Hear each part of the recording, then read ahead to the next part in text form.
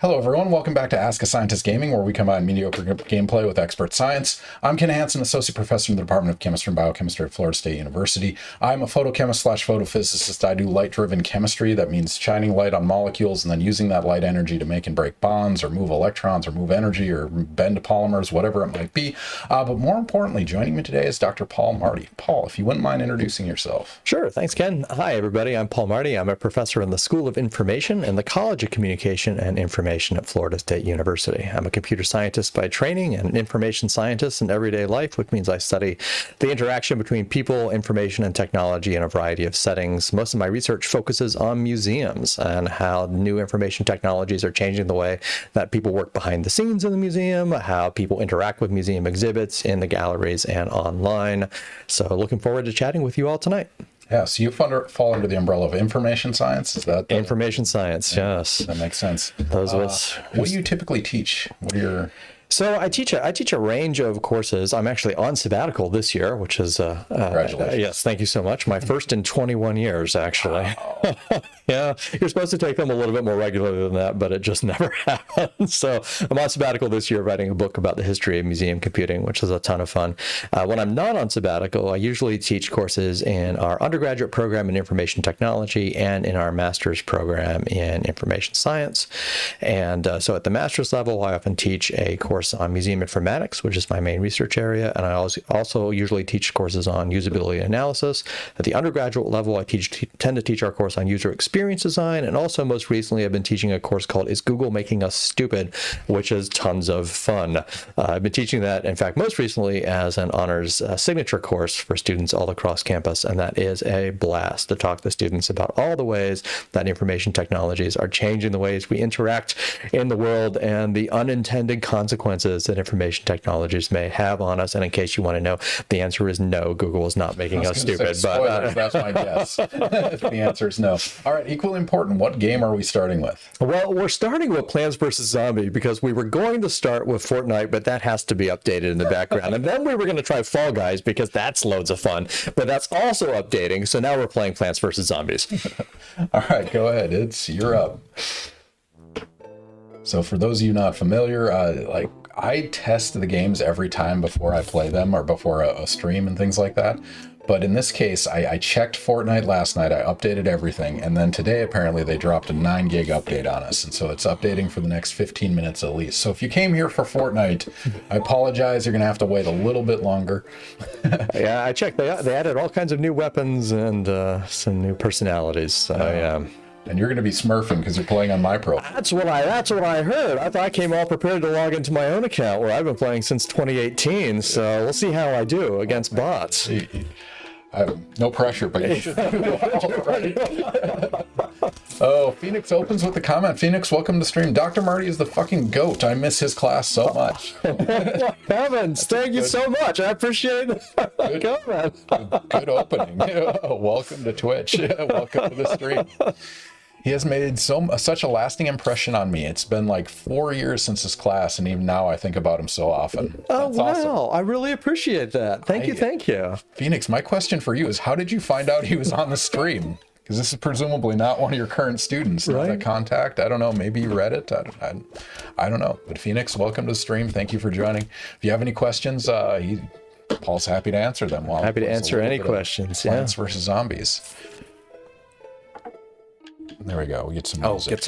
We get the Plants vs. Zombies music on here. Yeah.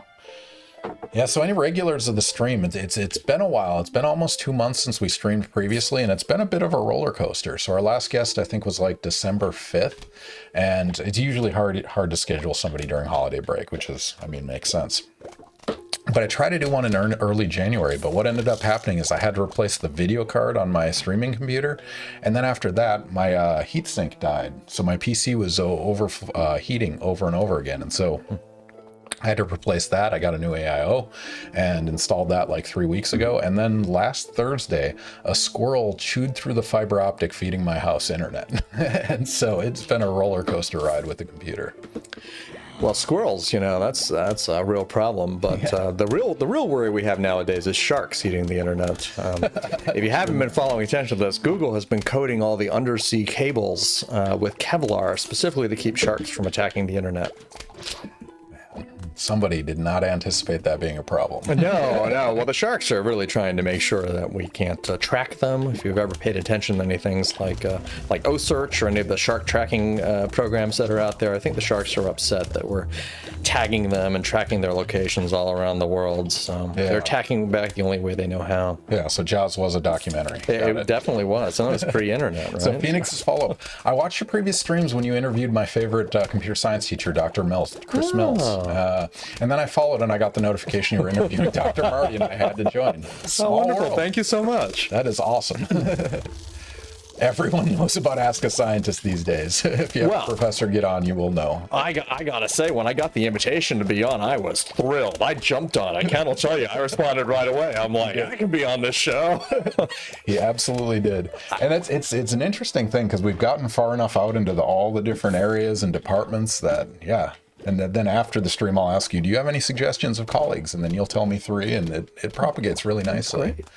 Now, I don't know why I'm not generating any sun at all. Like, I've got nothing here. I think it's the... Oh, so you're just screwed. I'm just screwed. Yeah, I've got all these 0 sun mushrooms out here, but I'm not generating any sun at all. So I think the orange one generates sun, and then the flower generates sun. I need 25 sun to put it down. Yeah. I got nothing. I've been stuck on 0 sun this entire game. Maybe I should restart. Do you get any suns if you dig them up? Maybe. Let's try that. No. No. It's a waste. Yeah, you need the Mario power-up looking one. Yeah, so the orange. This one right here, yeah, which was what I wanted to put down, but I can't because I don't have any suns, and I don't know why. Yeah. We're playing in some sort of hard mode here. You had to not use the nuts. You needed to start with using the sun. Well, no wonder. All right, let's restart. Thank you. You are being judged. I appreciate this. There we go. Feedback. Let's check Fortnite, see how that's doing. Press the X in the center. 54%. I promise we'll get there eventually. We will. It's probably going a lot slower now that we're streaming. Probably, but it'll run in the background. All right, Paul, before we dive into any questions, the first thing we like to ask, and this is because, I mean, any student viewer thinks they have to have their life figured out from day one, and rarely is that the case. We have winding roads to lead us to where we are. We absolutely do. The question for you is, what path led you here, and what were like key milestones or key indicators that in retrospect were leading you down that path? As in, what can students think about and key up on in deciding their own direction? Well, it's a great question, and my path was definitely a winding one indeed.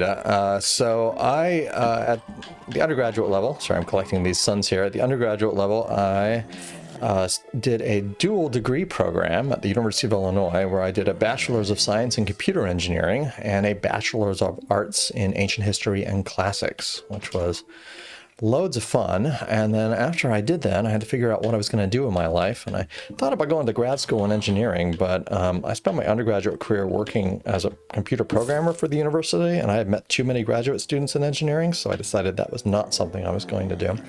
Was that a personality or that was a level of happiness? A number of things, right?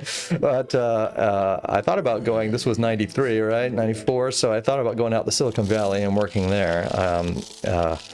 But then in the end, what I decided to do was head overseas, and I went to Cambridge to work on a PhD in classics. Phoenix said, purple mushrooms, you need some damage. Free purple mushrooms. Free purple mushrooms. All right, thank you. Thank you. Phoenix, keep excellent. Yeah. All right. Phoenix is going to be so disappointed with you by the end of this. Oh, no. We got this. We got this. You were my favorite teacher until I watched you play video games. No. My entire experience with Plants vs. Zombies is on the iPad, and in daytime, this night mode thing is... Yeah, in Paul's defense, he did not know he was going to be playing this game tonight. we had a plan for Fortnite, and it was all set up. Happy to play anything. All right, I'm going to restart this level. So, Phoenix, got to have a balance of sun makers and damage dealers. Yep, exactly. I'm genuinely curious. So, people have done like Monte Carlo simulations to optimize like Monopoly, right? Like, have they done it for Plants vs. Zombies? Well, normally, I'm trying to remember all this. I haven't played Plants vs. Zombies in at least 5 or 6 years, but I always had a strategy with those 3 right there, right? Because in the daytime, you put down the sunflowers, you put down a row of pea shooters, you put down a row of the walnuts, and then you're good. right? And you can hide behind that for quite a while. But in nighttime, when there's no sun, the sunflowers don't do you any good, right? So I have to come up with a completely new strategy here. So, all right, I'm going to learn from Phoenix here. And we're gonna take a different approach. Cat Star. We used to play Plants vs. Zombies all the time. Yes, symmetry is beautiful. Absolutely did. Thank you, Cat Star. Is that's yours? That's mine. Welcome to the stream. All right, sorry, we interrupted. So undergrad, I don't remember where we were. Right. So undergrad in computer science engineering and ancient history and classics, and then I went off to Cambridge to work on a PhD in classics. I did that for a year until I decided I didn't want to do that either.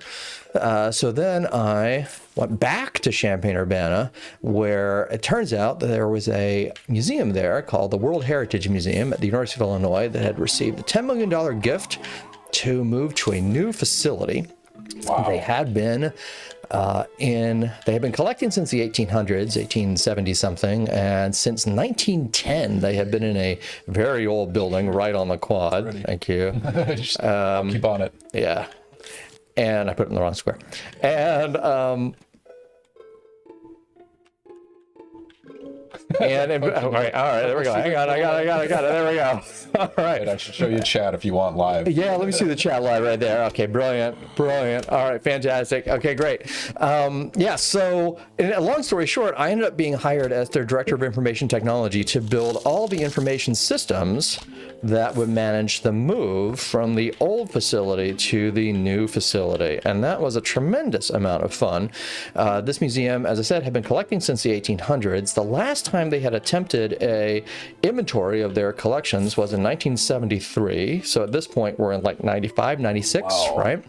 No digital records. There's no digital records. Wow. We're working from all paper records. Well, somebody had started a database at one point, but they had not gotten very far. So we started over from scratch on that.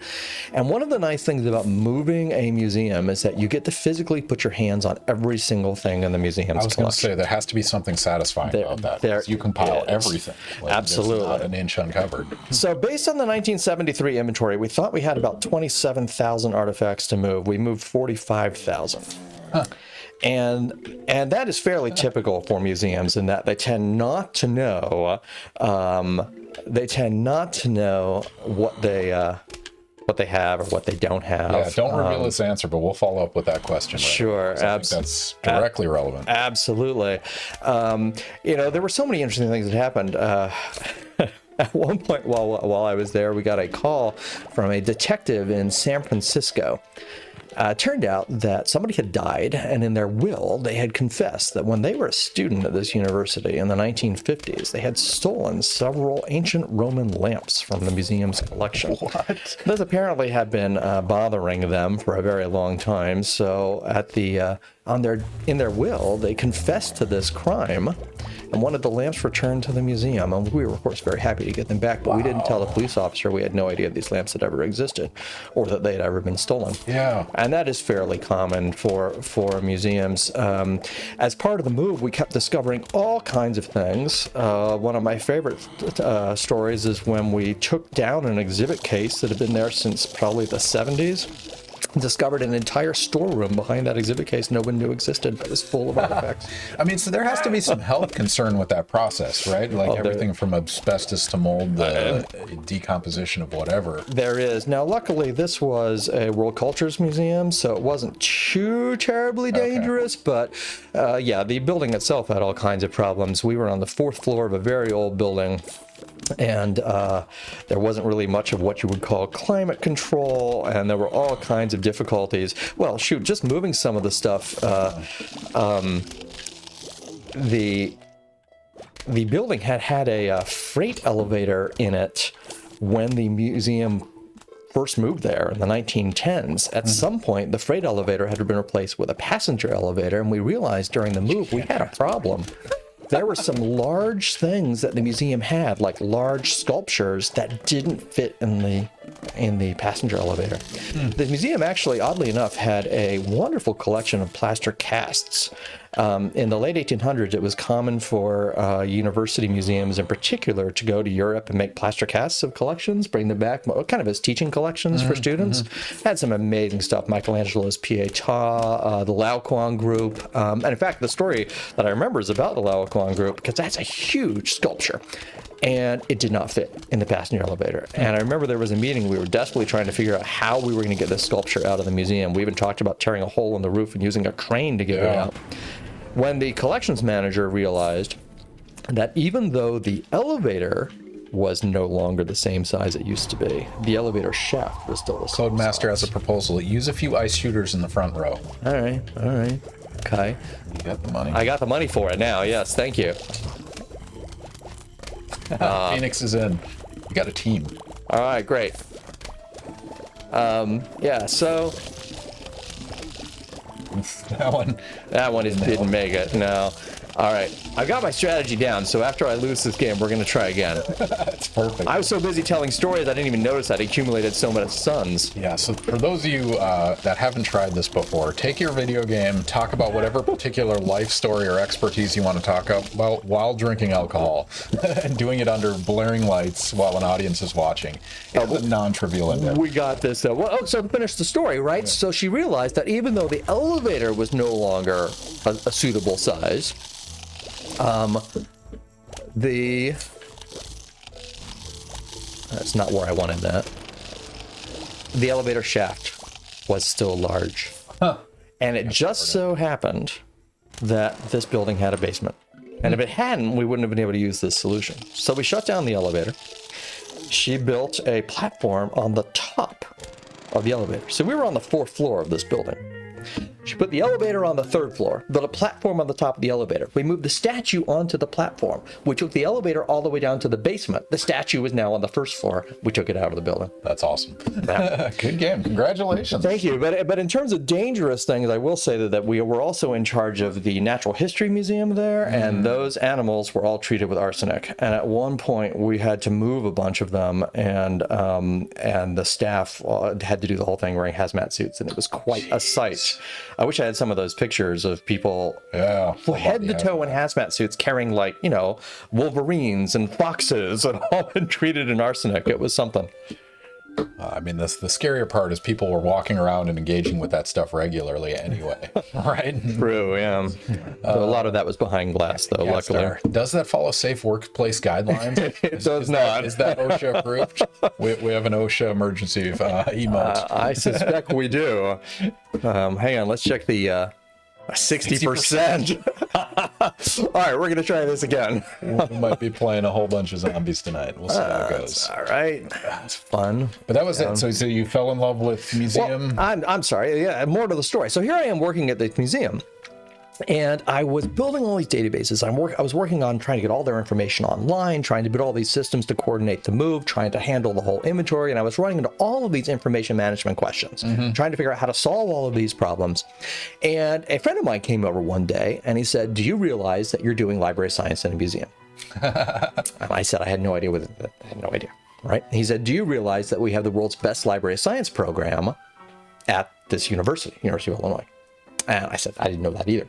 So I went over and talked to the dean, and I discovered that over there in what was then called the Graduate School of Library and Information Science, they had all the answers to the questions that I was asking, right? They had all the people over there who knew how to build information systems, knew how to handle these metadata problems, how to structure, organize, manage, and share information. So I went and did my PhD there. And I've been a specialist in information systems and technologies in museums ever since. So was your PhD on that topic? My PhD was on that topic, awesome. Actually, yes. So you were positioned really well to pursue that because you had already started that effort. It was a lot of fun, yes. All right, Codemaster, Plants vs. Zombies, told from the story of a rich family that can afford 5 lawnmowers, hundreds of plants, and a beautiful front lawn, and a pool in the backyard, as well as a walkable roof. No wonder zombies wanted their brains. Right? You're right, Codemaster, this game is so unrealistic. I like it. All right, I got the strategy down now. So we're going to try this again. So just lay them out. Yep. They also can't just bar the door. No, it'll be too easy. But of course, they have all these gravestones in their front yard.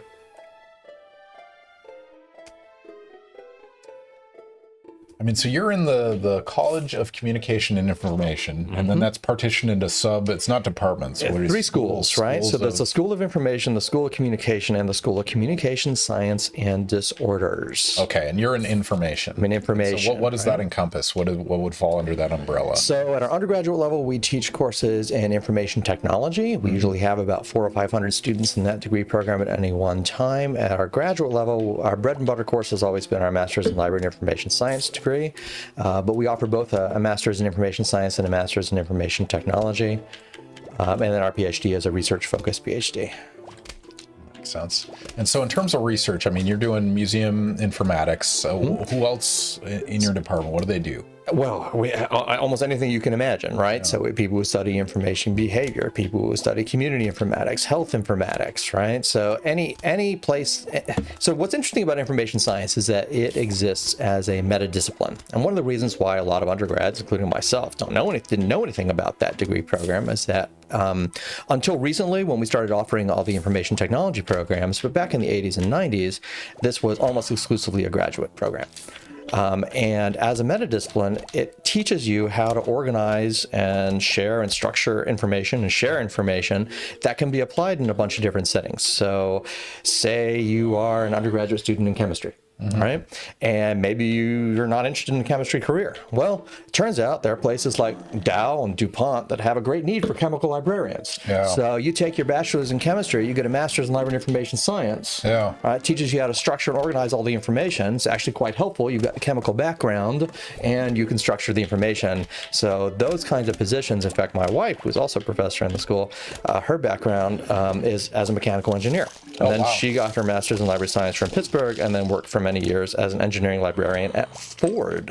And that was an amazing job because people at Ford appreciated having someone who knew mechanical engineering, but that could also help them solve all of their information needs and all of their problems.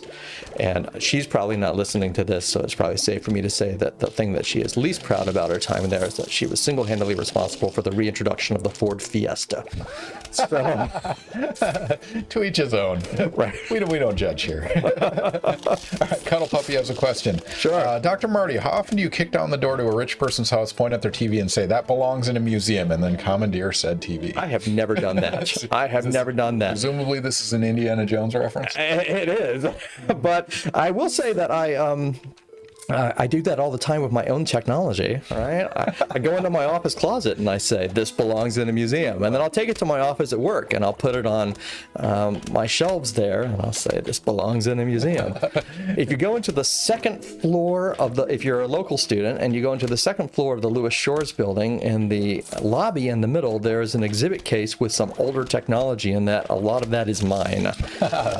In fact, the copy of the first edition of Microsoft Flight Simulator is my copy there, along with my joystick that I played that game on. That's really fun. I mean, so are you a casual collector then? Or is it just stuff? No, it's just stuff that I haven't gotten rid of, right? It's your stuff, okay. I know. It's sort of, I abide by the definition that junk is something that you're going to need as soon as you throw it away. So when I went to grad school at University of Southern California. So I was in LA, and I went up to San Francisco, and they have a computer museum. Oh yeah, just south absolutely. of there. That's one of the premier computer museums. The Tech Museum in San Jose, right? Yeah.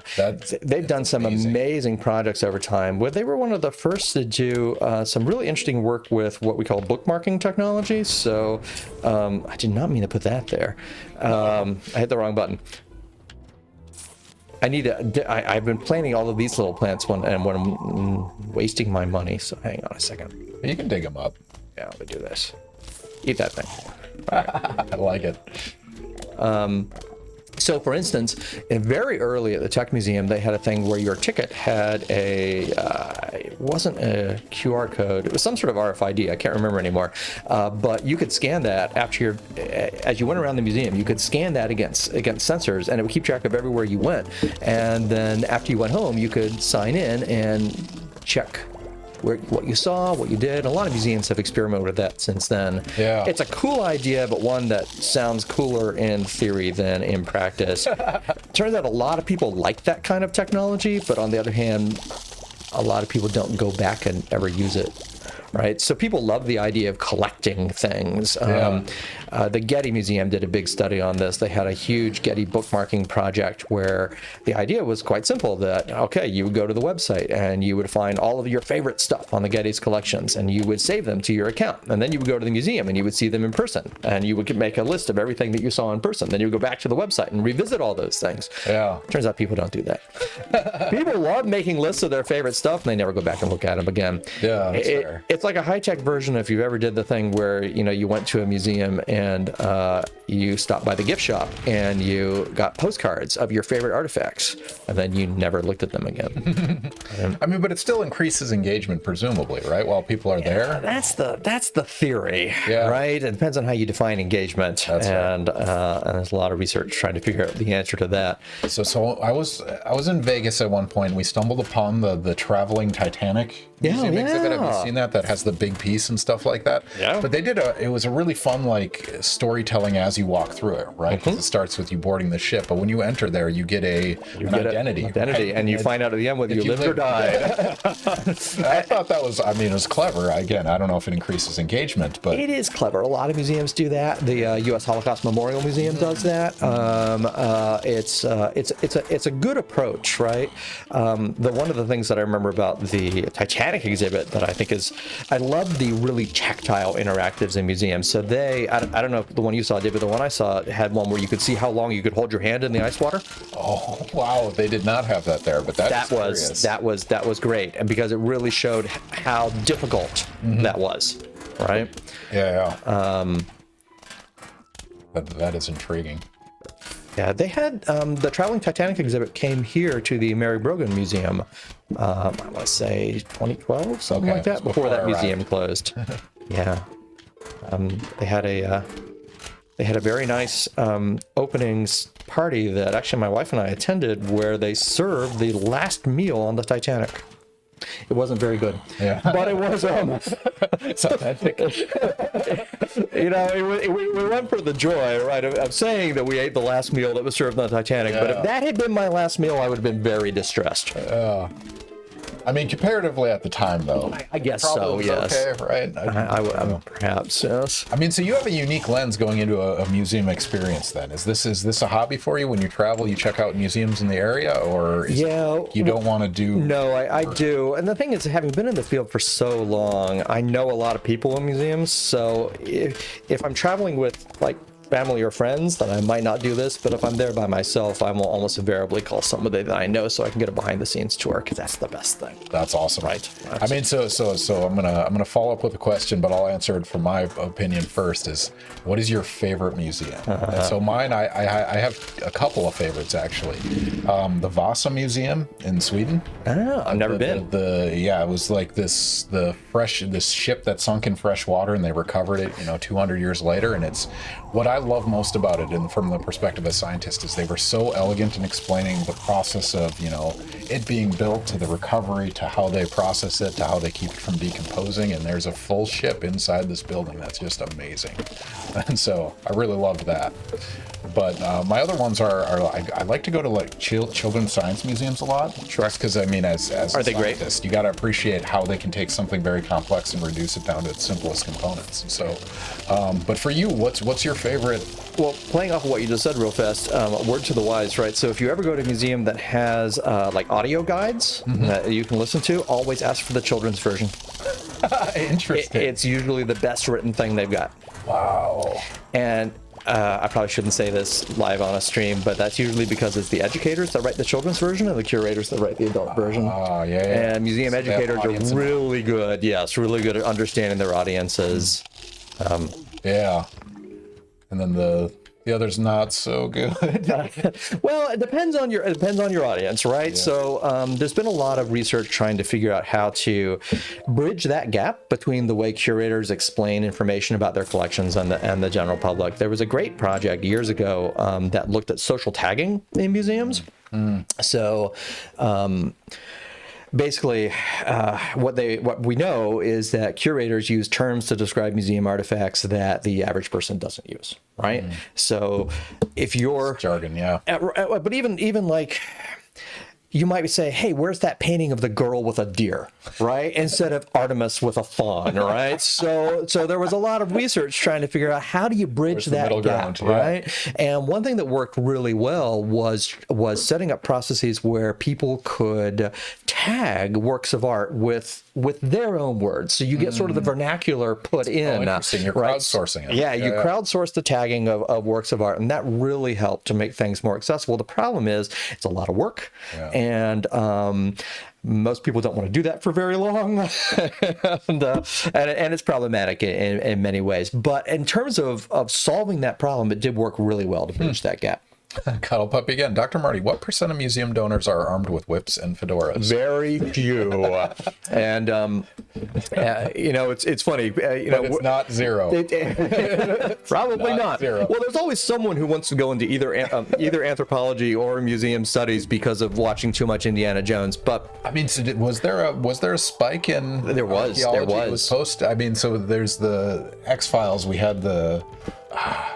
What's her name? Scully. That like influenced people coming into the sciences. So presumably, you guys saw it too. That's amazing. Yeah, absolutely. Well, and all right. Let's do this then. No, that didn't help. It's just frozen. All right. I gotta figure out what these things do. Yeah. No pressure. All right, here we go. So this is a timed round. You want to focus. Got it. No. Because I can put up a prediction. Let's do that because this is it relates to one of the comments you made earlier. Oh, sure, and it will connect to Indiana Jones. Exactly. This is perfect. We did not script any of this, ladies and gentlemen. It just naturally flows.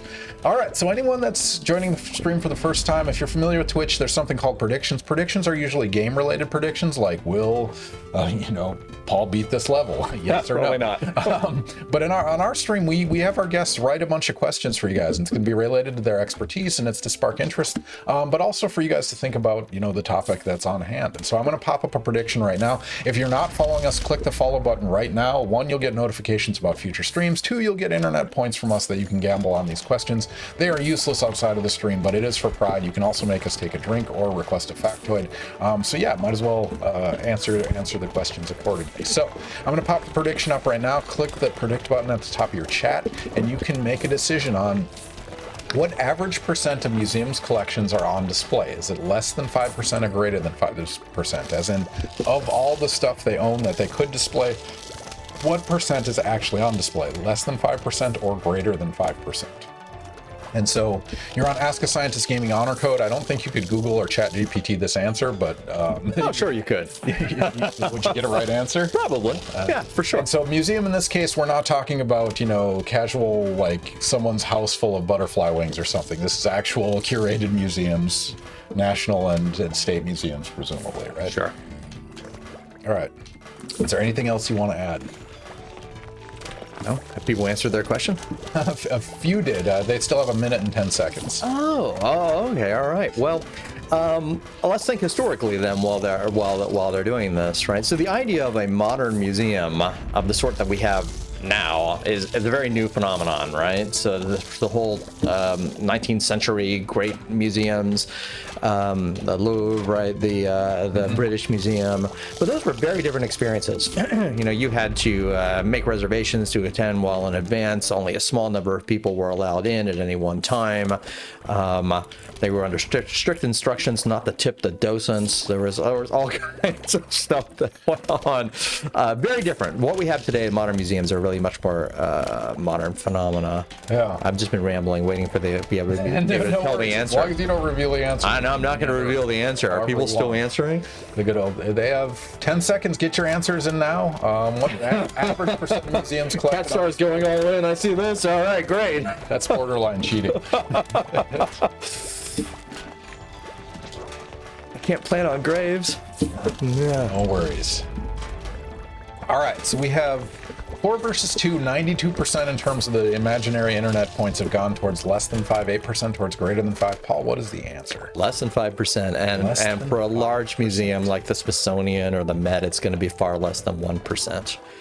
Let's connect this back to Indiana Jones. So the famous closing scene of Raiders of the Lost Ark, right? What's happening in that scene? The Ark of the Covenant is going into a giant warehouse full of hundreds of crates and boxes. So I have an old friend who's head of collections at the National Museum of American History. He has 100 warehouses around the DC area that look exactly like that. 100, right? What's in them? Your guess is as good as mine. I was going to right? say, how far They've does been that go collecting back for in? centuries, Yeah. right? And what happens is that, you know, some curator, well, actually, this is a story he told me once, right? So some curator will get excited about something. Like one year, back in the 50s or 60s, a curator wanted to put together a collection of full-scale Dutch windmills. So they got the money, they went over to the Netherlands, they bought a dozen full-scale windmills, disassembled the whole thing, shipped them all back in crates to Washington, only to be told that their plan, which was to set these all up on the National Mall, was not approved. So now there's boxes of Now there's boxes of full-scale disassembled Dutch windmills in a giant warehouse somewhere in Suitland, Maryland. Yep. Right? And they are the 99%. Right, and they are in fact the 99%. That's exactly right. And the problem is that whether you're a large museum or a small museum, you're invariably bringing in more than you can possibly deal with, right? Cuddle puppy. If my mafia don wants to launder 5.72 billion, should I open a restaurant, laundromat, or museum? A museum, because then you can sell NFTs. Is that a thing? I've seen NFTs at a few museums, but that fell out of fashion, presumably pretty. Yeah. Well, it was such a good way to launder money while it lasted. Yeah. So again, whether you're a small museum or a large museum, if you're bringing in, or it's your own house, if you're bringing in more things than you can possibly inventory and keep up with, you're never going to catch up. Just never. When I first came here to FSU in 2002, one of the first places that I visited was the World War II Institute on campus. I don't know if anybody on campus has ever been or know that we have a World War Institute. It's fantastic. Amazing collection. Tom Brokaw, right? He has an FSU the Greatest Generation book. When he did his Greatest Generation book, he has an FSU connection. I can't remember what. Did he go here?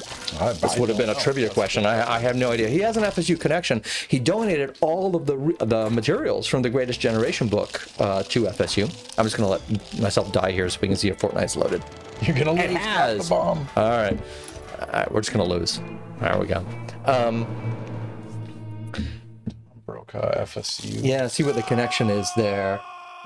He gives money. He gave a lot of stuff. But he's got some connection, and I can't remember what it is anymore.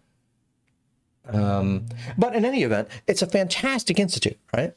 So I'm over there getting a tour. They're showing me around. The storeroom is literally full of bankers' boxes after bankers' boxes of World War II memorabilia. And, the history professor runs it, great guy, right? They've got a few student staff. They cannot keep up with this. People die. Their kids find a box of World War II stuff in the attic. They look around for the nearest World War II archive and they ship it there, right? You're never going to catch up. And so it doesn't matter if you're a small institute at a museum or a place like the Smithsonian, you're never going to catch up. And so it is absolutely overwhelming to think about how much of our collections are in storerooms in the background.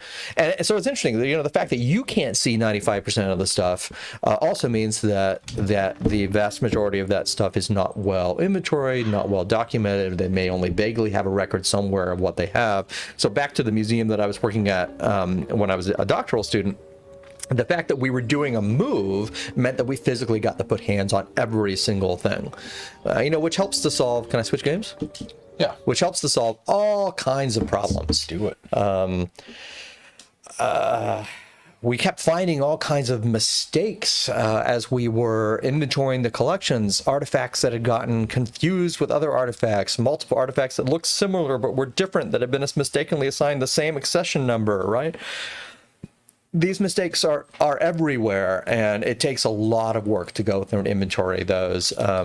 I had a friend once who worked at a small museum where they had a very bizarre policy where every time an artifact was put out on display or brought back into storage or sent out to on loan to someone else and then brought back, it was given a new accession number. So it was almost impossible to keep track of it in the information systems. The same artifact would have all these records, right? I've only found one. Right. We're I know. 29. Well, and this is a problem with metadata writ Some poor large. intern is just losing their shit over this. No, right. And like my friend who works at the National Museum of American History, right? I mentioned they have 100 warehouses. At one point he thought he had 2, but it turned out that all the warehouses had 2 names. So it turned out he only had half as many as what he thought he had, which was pretty good. Yeah, so these are the sort of problems that we run into. Oh, Phoenix wants to know, what's your favorite flavor of ice cream? You didn't see that one coming. No, chocolate and peanut butter. Chocolate and peanut butter. All right. Oh, yeah. But speaking of favorites, so you asked me for my favorite museum, and I get asked that question all the time. It's a difficult question to answer because I like all kinds of museums. So what I first do is answer types. So my favorite type of museum is history or culture, right? And in particular, I like the museums where, is this me? That you? Yep. Okay. I am the vestib. All right. Where I can get a sense of how people lived around the world and through time. One of the things that I love about working with museum collections and sharing information about museums online is that it helps connect us. It helps connect humanity, right? It helps us see what we have in common. You walk through the Met and you see sandals that somebody wore 2,000 years ago. Yeah. Or I think it's in the Met, a wonderful stone carving of a rabbit that's 30,000 years old, right? Somebody saw this rock that looks vaguely like a rabbit and took another rock to it and made it look more like a rabbit, right? And these things, these connections that make us human. So I'll rank history, culture, museums at the top. The next, science museums. So of that subcategory, what's your favorite? I would go with the Met probably, just because they have such fantastic collections. Yeah. Next, I would go down to science museums with a particular focus, like you said, of children's science museums. I love them. The Cincinnati Science Museum is amazing. I've never been there. That's awesome. Children's museums writ large are fantastic. The Indianapolis Children's Museum, there's just lots of places that really engage kids really well. So we're Battle Royale, right? We're gonna do zero build. I don't know what that is. Well, short story about you can't build, right? Because what happens now in Fortnite is that as soon as you start shooting somebody, they immediately build a fortress all around you, right? So this makes it a little bit more of just a plain battle royale first-person shooter. Ranked off. All right, zero build. All right, we're ready to go. That's so how we go. I play every game before a guest does, just to make sure it loads and everything. So I played one round of Fortnite, the only time I've ever played it. Oh, okay. And I did not touch the building in any way because I don't want to play that. I like the shooting aspect. Sure. Now, in theory, we should have a lot of bots in this game. Level 1. Should be fun. We'll see how we do. So I got top 5, having never played before. Okay, all right, but great. I've done first-person shooters, so that helped. But okay, Cuddle Puppy, what's your favorite Midwestern roadside museum? World's largest yard ball, world's largest rubber band ball. What's your favorite? This will be on YouTube forever. Okay, just outside of St. Louis, there is a place called the Magic House. That's my favorite roadside museum. Sorry, where was it located? The Magic House near St. Louis. St. Louis, there it is. Wow. All right. It's quite a place. Cuddle Puppy, you asked and Paul delivered. Now you have to go. So what is it? Oh, it's all kinds of stuff. PBS affiliated. That's fun. Got some dinosaur train traveling exhibits. That's awesome. All right. Oh wow, that's beautiful. Soccer see which one of these training buttons exhibit, takes me to the map. Nature There we Play, go. Children's Village. Magic House sounds like a strip club. The name probably does influence the clientele. The only way I would go to St. Louis is if it was court-ordered punishment. Ooh. Oh, let's see. That's not fair. You don't have to touch that. St. Louis Art Museum is a beautiful place. And, you know, don't you want to go up the arch? Oh, man, should we stream under the Fortnite subcategory? Oh, my God, please don't. There are 119,000 viewers. They're going to see Doctor, and they'll be like, let's do it. Let's see who swings by. Well, the skin is obvious that you are a brand new player, right? Yeah. Now, if you were logged into my account, I've got a full Beskar Mandalorian that I play in. Wait, you don't have to answer this, but do you buy downloadable content? No. Okay, you just win it. Yeah. That's fair. Just gonna see how far it went. So I don't hate like the purchasing accessories, like the casual accessories. I hate when it's pay to win kind of thing, where you can buy weapons and things like that. So, yeah, no, I appreciate that. All right, what's your? We could have done a prediction on this. Will Paul go top 5? I'm gonna say yes. I don't know. We'll see where we're gonna go here. So I actually died to the storm radius, to the storm, because I didn't know the map well enough. So if you get stuck in a valley or something, you're absolutely screwed. So. Do you have any money? No.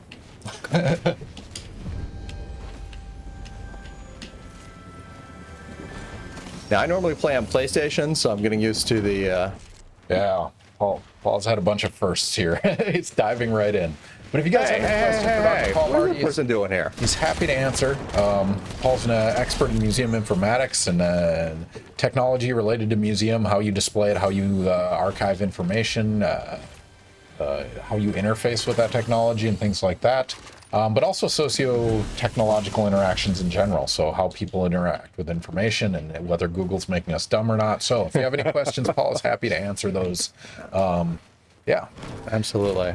I mean, so in terms of the research, in terms of like cause and effect, like you do a change to a museum, are people tracking traffic numbers? I mean, these are published studies. Absolutely. Yeah. Lots of research in that area going back to the 1960s. And everybody wants to know whether or not these changes make any difference, right? Mm-hmm.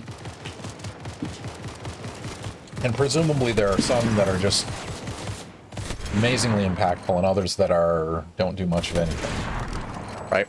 Is there a common thread among the things that make a big difference? Well, it depends on what you're researching, right? So if you want to know what attracts people to come to a museum, that's going to be a different question from do they enjoy the experience? Well, or how useful. Okay, so let me give an example as I run around here and pick up things. I had a friend who used to be the webmaster at the Monticello, right? Thomas Jefferson's house.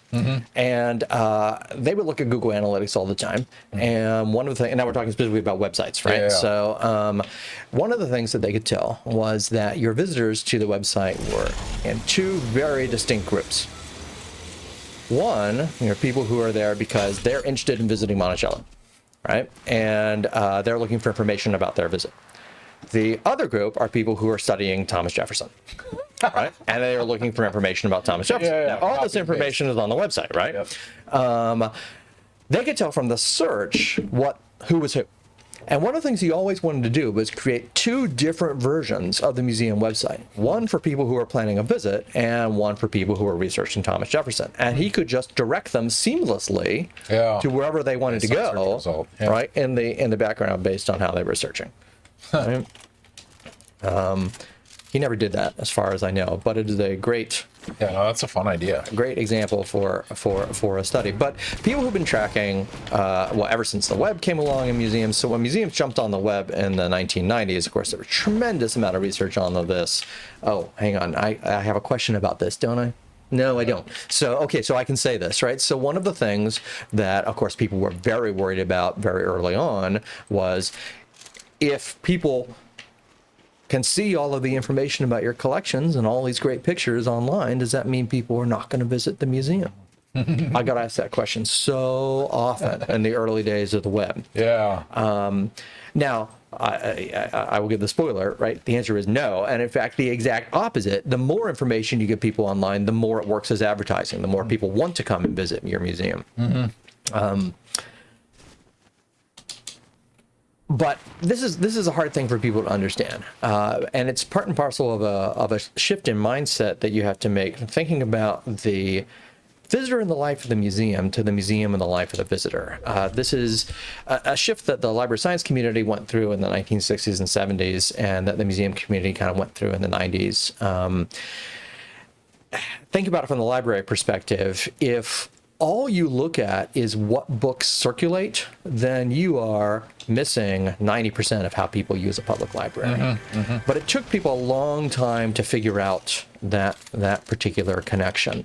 And then how do you research that? How do you study that? So when you think about making information about museum collections online, one of the worries people have was, does that mean fewer people are going to come through the doors, right? Or your gate number is going to go down? And what you don't think about is how people might be using these resources on their own, these downloadable resources. The research shows very clearly that the more information you provide, the more people are going to show up. But it took a long time to get people to understand that. In fact, I got really good at answering the question. Let's just blow something up for fun.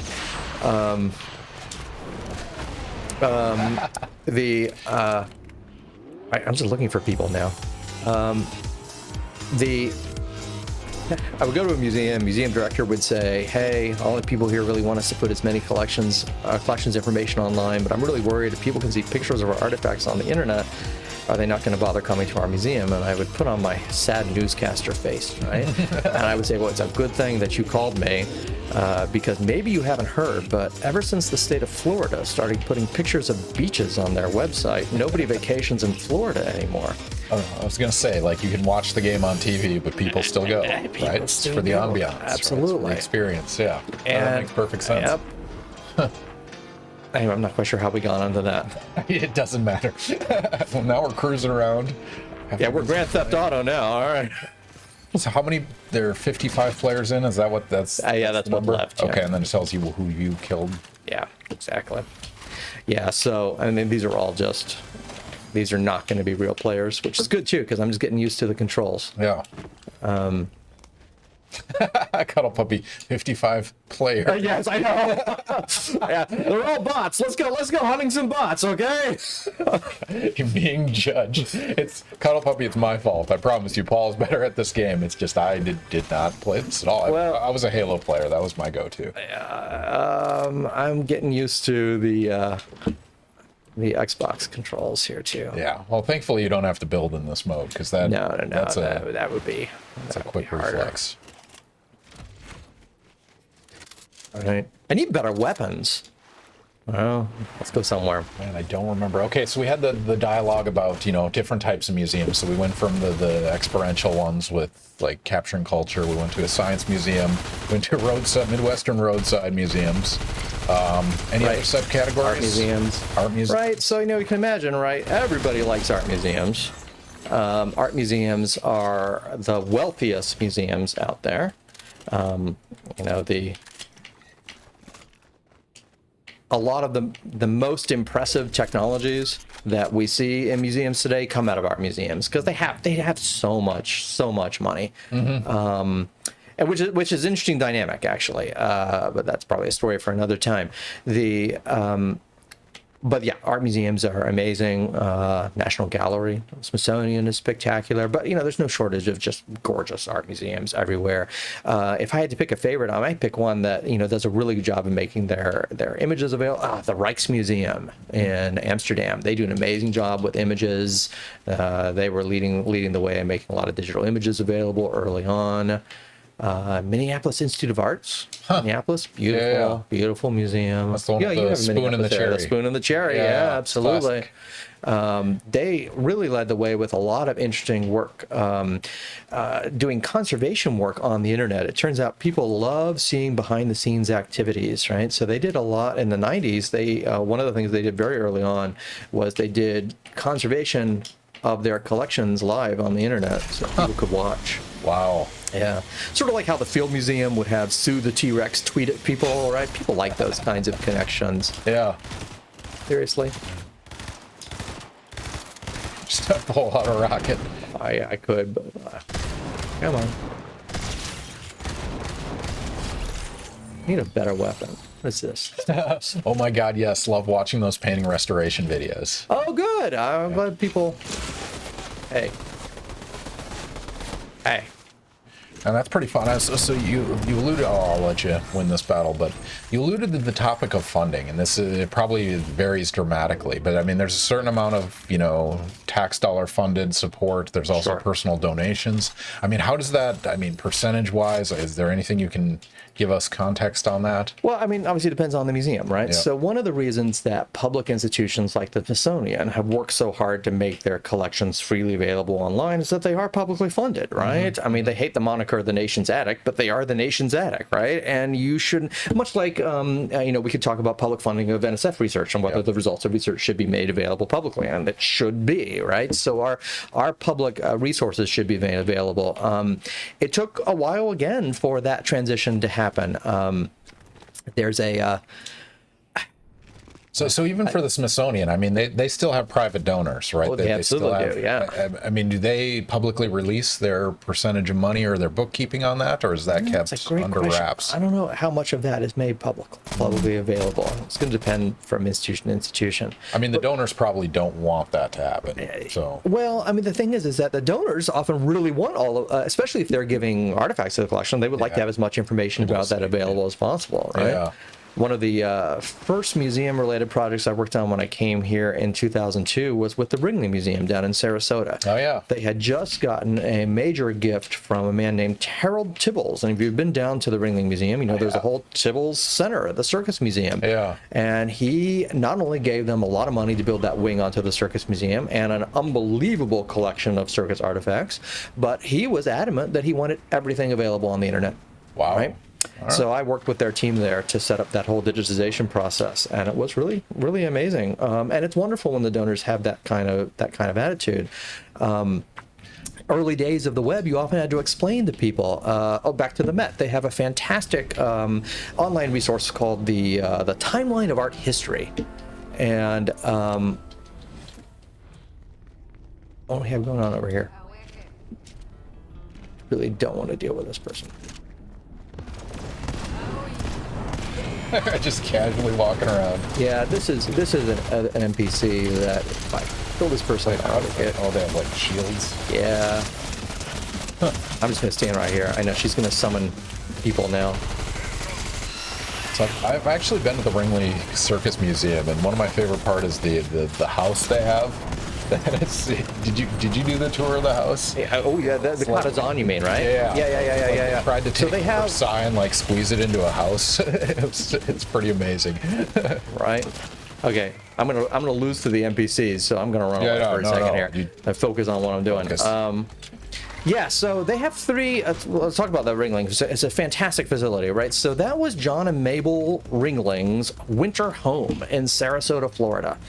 And what's fascinating about that is that while they were there, John Ringling, the Ringling Brothers Circus, right, decided that he wanted a world quality art museum in Sarasota, Florida.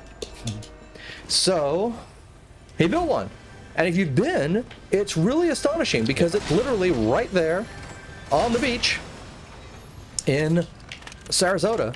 They have an amazing collection of Titians. I think it's one of the world's best collections of Titians, which is astonishing. And but it's almost sort of incongruous to look at this. No, how'd you get on here?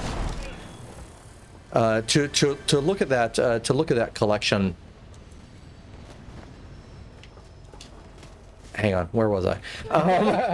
It's distracting to talk and play at the same time. Yeah, Especially when you're engaging. yeah. All right, so the three things there, right? So they have their historic home, the Katazan, which is a beautiful facility that's been restored to its 1920s Gilded Age splendor, right? Yep. It's spectacular. The art museum that he built for the people of Sarasota, which has a fantastic collection, and then after he died, they put together a circus museum of his stuff, and it is really amazing. Yeah, it's worth a visit if anyone's down there. I mean, you might as well go. Right. I'll lose that thing. Yeah. It is really something else. So the circus collection is absolutely fantastic. All All right, so we're Where were we? about 1 hour in, so time flies when you're having fun. A little bit of Plants vs. Zombies, and then a little bit of Fortnite. Our guest tonight is Dr. Paul Marty. He's an expert in museum informatics and technology in museums and how those interact and how you archive information and things like that. So if you guys have any questions, whether it be his favorite ice cream or his favorite museum, favorite Midwestern roadside museum, he is happy to answer those while playing a little bit of Fortnite. I will say the reason I knew that answer off the top of my head is I grew up in Champaign-Urbana. So you're very familiar with those ball Yes, the yards, areas the around rubber band there. balls, and the Yes, in the Midwest. what's your favorite like offbeat museum? Like you go to New York and you have like the Spy Museum or The Spy Museum is great. How about the Magic Museum? Mutter Museum in Boston, right? So that's sort of your shrunken heads in jars and that kind of stuff. Or the Ripley Museum, the Believe It or Not, right? Yeah. But that's a chain, right? So yeah, forget that one. But I mean, but that one's one thing I like about that one is it like puts the stuff on scale. Like here's the world's tallest man, physically an object that lets you know what a 9 foot tall individual looks like. So they have a lot of that there, but Right. it's not unique objects, right? exactly. Yeah. Oh, I know what we were talking about. We were talking about making images available, right? So it's a difficult question for institutions that collect modern stuff, right? So like the Museum of Modern Art has a very difficult question on this because they have to work with all the donors and all the artists to see what's available and what's not, right? Let's get a cardboard box. Okay. All right. Now you're safe. Now you can focus on. There we go. So here, let me see if I have enough money to hire somebody now. I'll hire this guy. Let me get out of the cardboard box. What does hiring mean in this game? I get an NPC to fight for me. Cuddle Puppy's upset. That's a ripoff of Metal Gear Solid. Write an angry letter, Cuddle Puppy. Hey! I didn't shoot you. He's not angry at me. He's angry at somebody else. Somebody must have shot him because it wasn't me. Just gonna hire him.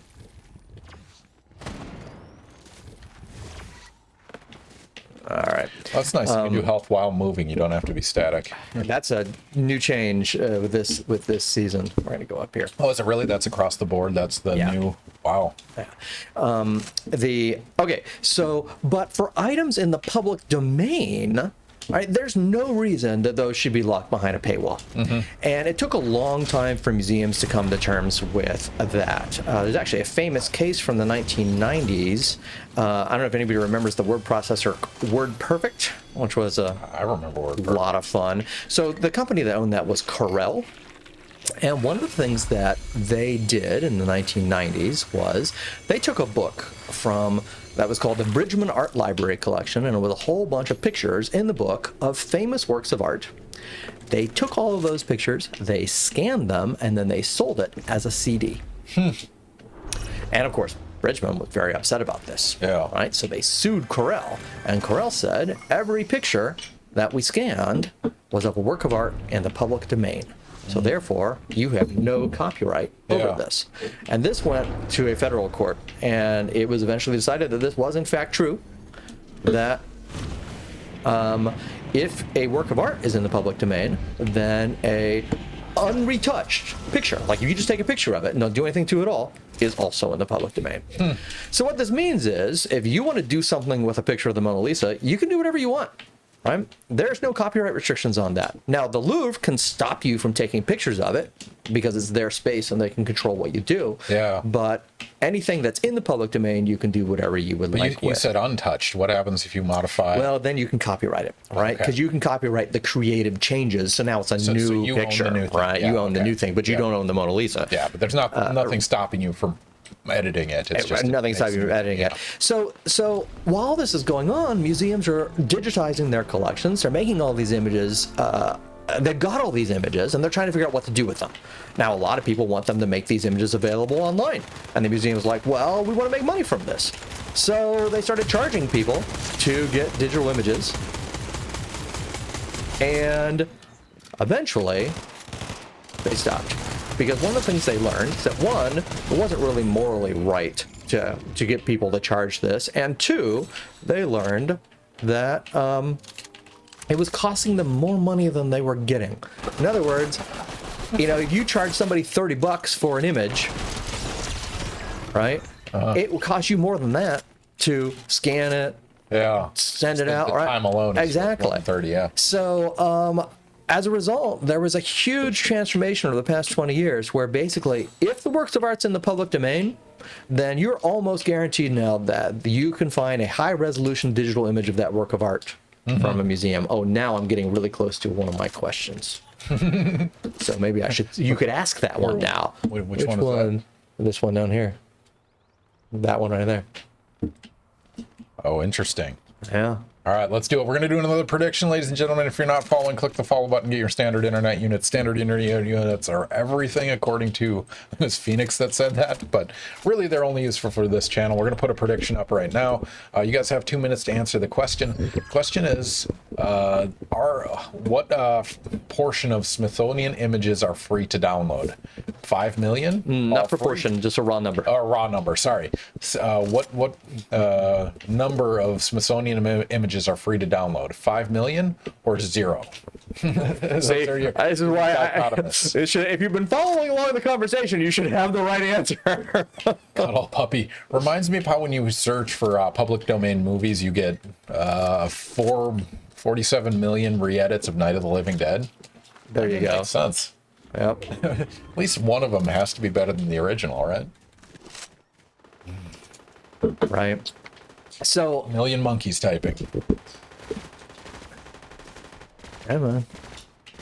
All right, so you guys have about a minute to make this prediction. Is it how many images are free to download? Is it 5 million or 0? There are your two options. How many dollars do I have in my bank account? 5 million or 0? The answer will shock you. All right, we're gonna play again. You did it. Congratulations. GG's. We beat the bots. I beat the bots. Let's see if they give me somebody that's not a bot. That would be fun. So do they integrate like non-bots and people? Like it escalates the number of people? Okay. Yeah. Since you're brand new, they're just going to give you bots to fight, right? As you win more, they'll get you real people. They'll challenge you more. Yeah. Catstar, half paying attention while homework, and I still know the answer. I mean, we're kind of giving this one away. Nobody's going to get internet points, but we tried. We could have saved it for later. All right, let's go just chatting. Yeah, it's interesting. The identity of our stream, like in terms of what subcategory you go to, we switch between like, I don't know, science and just chatting and sometimes the game. Like, sure. We don't even know who the audience for this is. Cuddle Puppy guessed 12. Cuddle Puppy is our long-term troll on the stream. So okay. Excellent. Classic. Also the one with the affinity for Indiana Jones. All right, Paul, what's the answer? Smithsonian images free to download 5 million or 0? A good 5 million and growing all the time. So is that like Google searchable? Like it's yeah, absolutely. I mean, you would go in through their own interface to download it, right? So Google's not going to give you the direct link to the JPEG, right? But I see.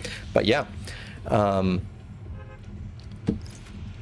5 million. So you can use those. You can use those for profit. Anything you want. Wow. Mm-hmm. Totally CC0. No restrictions.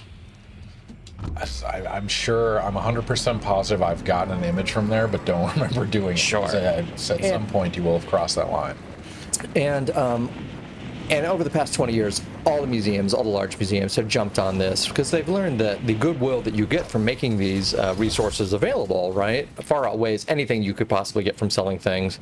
And early research in the 2000s showed very clearly that, to be honest, most people don't really care if you want to say that, oh, wait, my version of this Monet painting is better than any of the ones you're going to find on the internet, right? Yeah. Now, people just want a Monet painting so that they can, get a pretty background or something. When they don't really care the quality of the image or this sort of thing. So there was really not much reason to lock any of this behind a paywall. That's fair. All right, since Cuddle Puppy is still here and he had an affinity for Indiana Jones, we're going to ask you one of the questions we ask every guest, and one of my favorites, because I've seen a lot of movies, is what movie or TV show gets your discipline right and what gets it wrong? And so we're talking about Night at the Museum, Indiana Jones. I was going to say, do you want museum? Do you want library science? Do you want information technologies? Let's do a little bit of all of it. What do you want to complain about? What are you excited about? I don't have the weapons to fight this guy.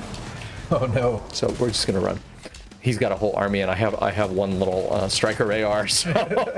Run. Yeah. So We'll start with gets it right. That might be rare. That might be a shorter list. well, I mean, so the problem with gets it right is that most of what goes on behind the scenes in a library or a museum, most people don't know what any of that is, right? So I'm actually having a hard time thinking of one that gets it right. Right enough. One where you were like, wow, they kind of captured something. It's the warehouse in Indiana Right. Well, We'll I count mean, that. did you ever watch an old movie called The Relic, which was about some horrible demonic creature that gets loose in a museum at the? I know what you're talking about. Yeah, it was filmed at the Field Museum. They did a good job with the behind the scenes stuff because they actually filmed it behind the scenes there.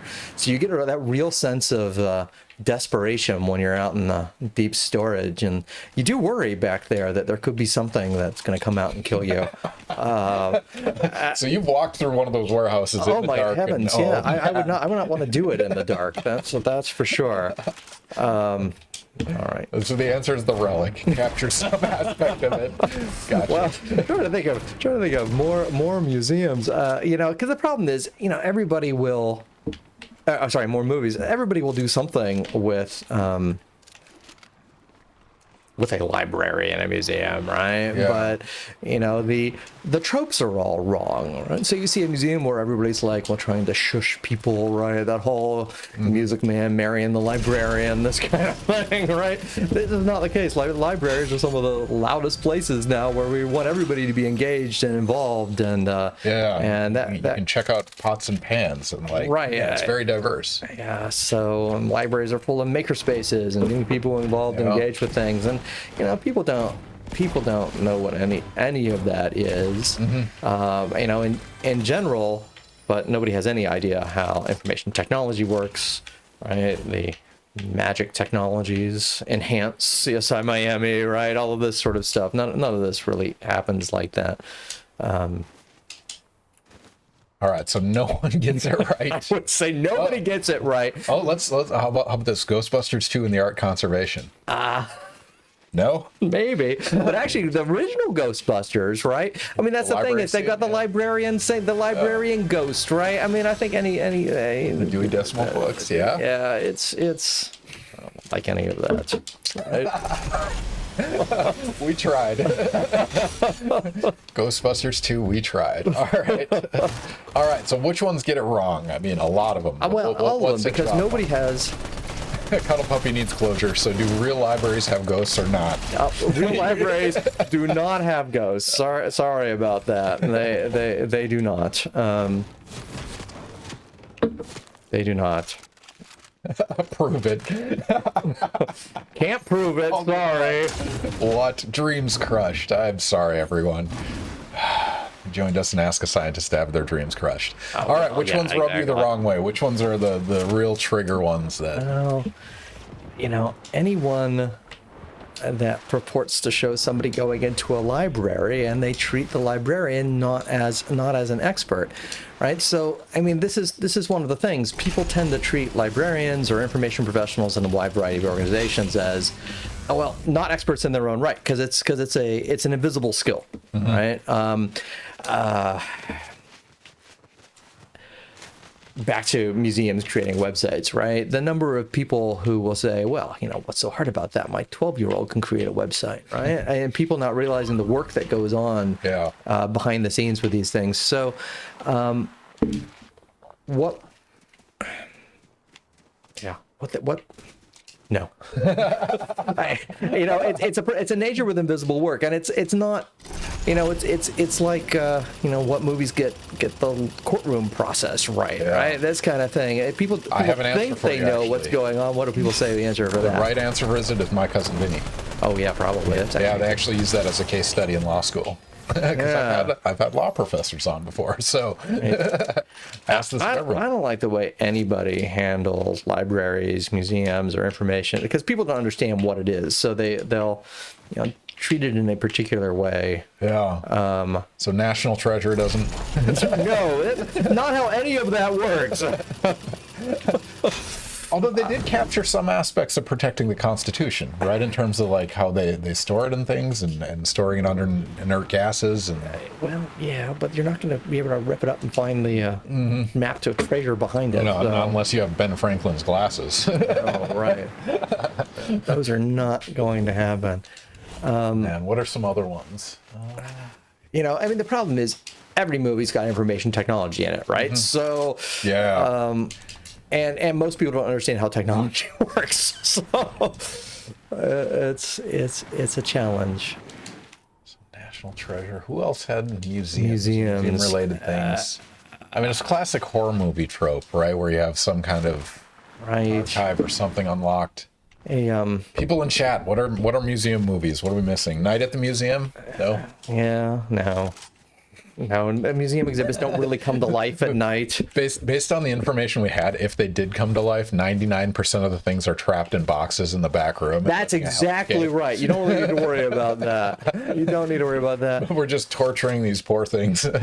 I have a computer exhibit that I installed in a museum in the 1990s that's in a student horror film that was made at the University of Illinois. Unfortunately, the exhibit was broken in the movie, so I never like to tell people about it because they walk by and it's like, oh, that's my exhibit, but it was totally broken. It was not working at that point in the museum.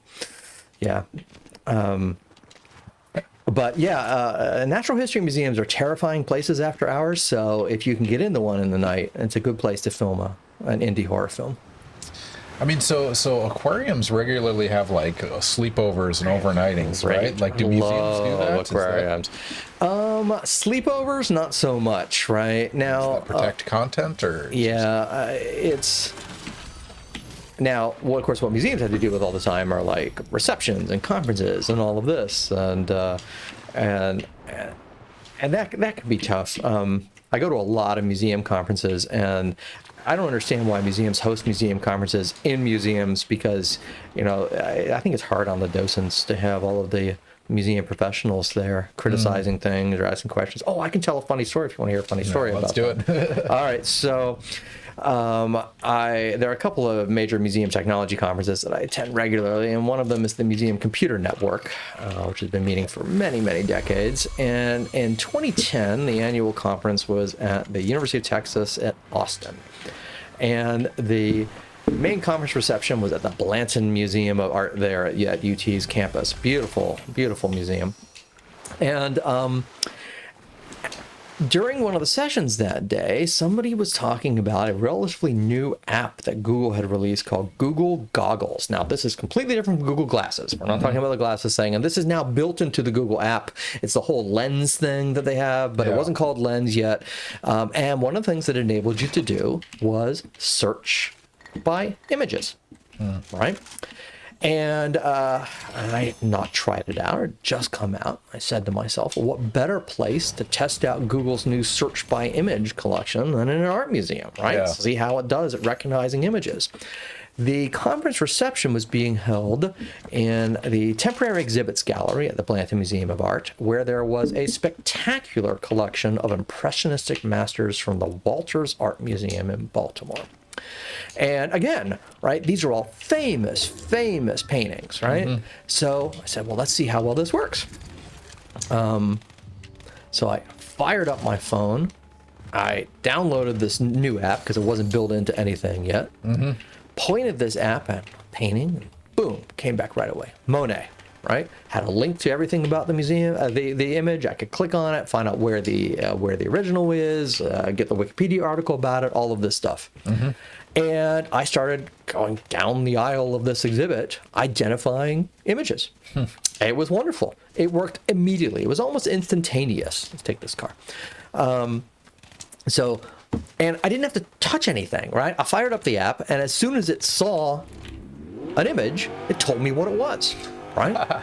So I went down around the room, Monet, Manet, Seurat, Degas, right? Got everything right. And since this was a museum technology conference, right, everybody was very interested in what I was doing. So before I knew it, I had quite a crowd of people around me watching me do this, and they were all impressed at the ability of this app to recognize these images. This was quite something. This attracted the attention of the docents. And by docents, I mean 18-year-old art history students. at the University of Texas at Austin. Yeah. And I could see them out of the corner of my eye. They were watching me with my phone and all these pictures and this crowd of people talking amongst themselves.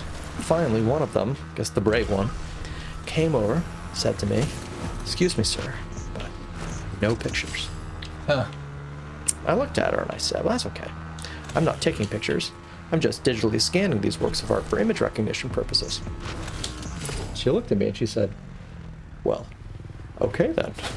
And she left. What do you say to that? And I kept going, digitally scanning works of art for image recognition purposes. But I could see out of the corner of my eye she was back there talking to her friends. And a few minutes later, she came back and she said, "Excuse me, sir, I really hate to bother, but I just talked to my friends about this, and they think that's the same thing as taking a picture." And to which I said, no, it's not. Because if I were taking a picture, then I would have them here on my phone. And here, I'll show you. I don't have them. I'm sending them to Google. And Google already has 1,000 of them. And she said, "Well, I don't know if this is taking a picture or not, but I worry that it might be violating our copyright agreement with the Walters Art Museum." To which I said, "Well, I don't know the answer to that." But I pointed to this guy eating cheese and drinking wine across the room, and I said, "You see the guy over there? His name is Jim Mazza. He's the chief information officer at the Walters Art Museum. Why don't you go over and ask him?" At which point she walked away. Oh, she didn't go talk to him? She didn't go talk to him. That would have been a ballsy move to go.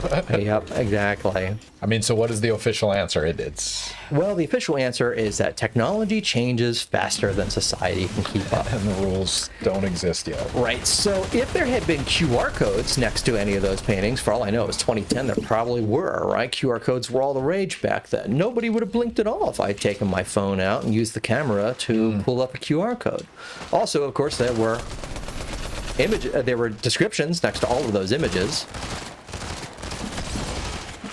Come on. There were descriptions next to all those images, right? If I had simply typed in the name of the image, I would have gotten the exact same image as information from Google as having it scan it. It was the fact that I had fired my phone up and was using an app that clearly had a camera function built into it that was giving them trouble. And this is something that come on, there's got to be ammo here somewhere. How did I miss it?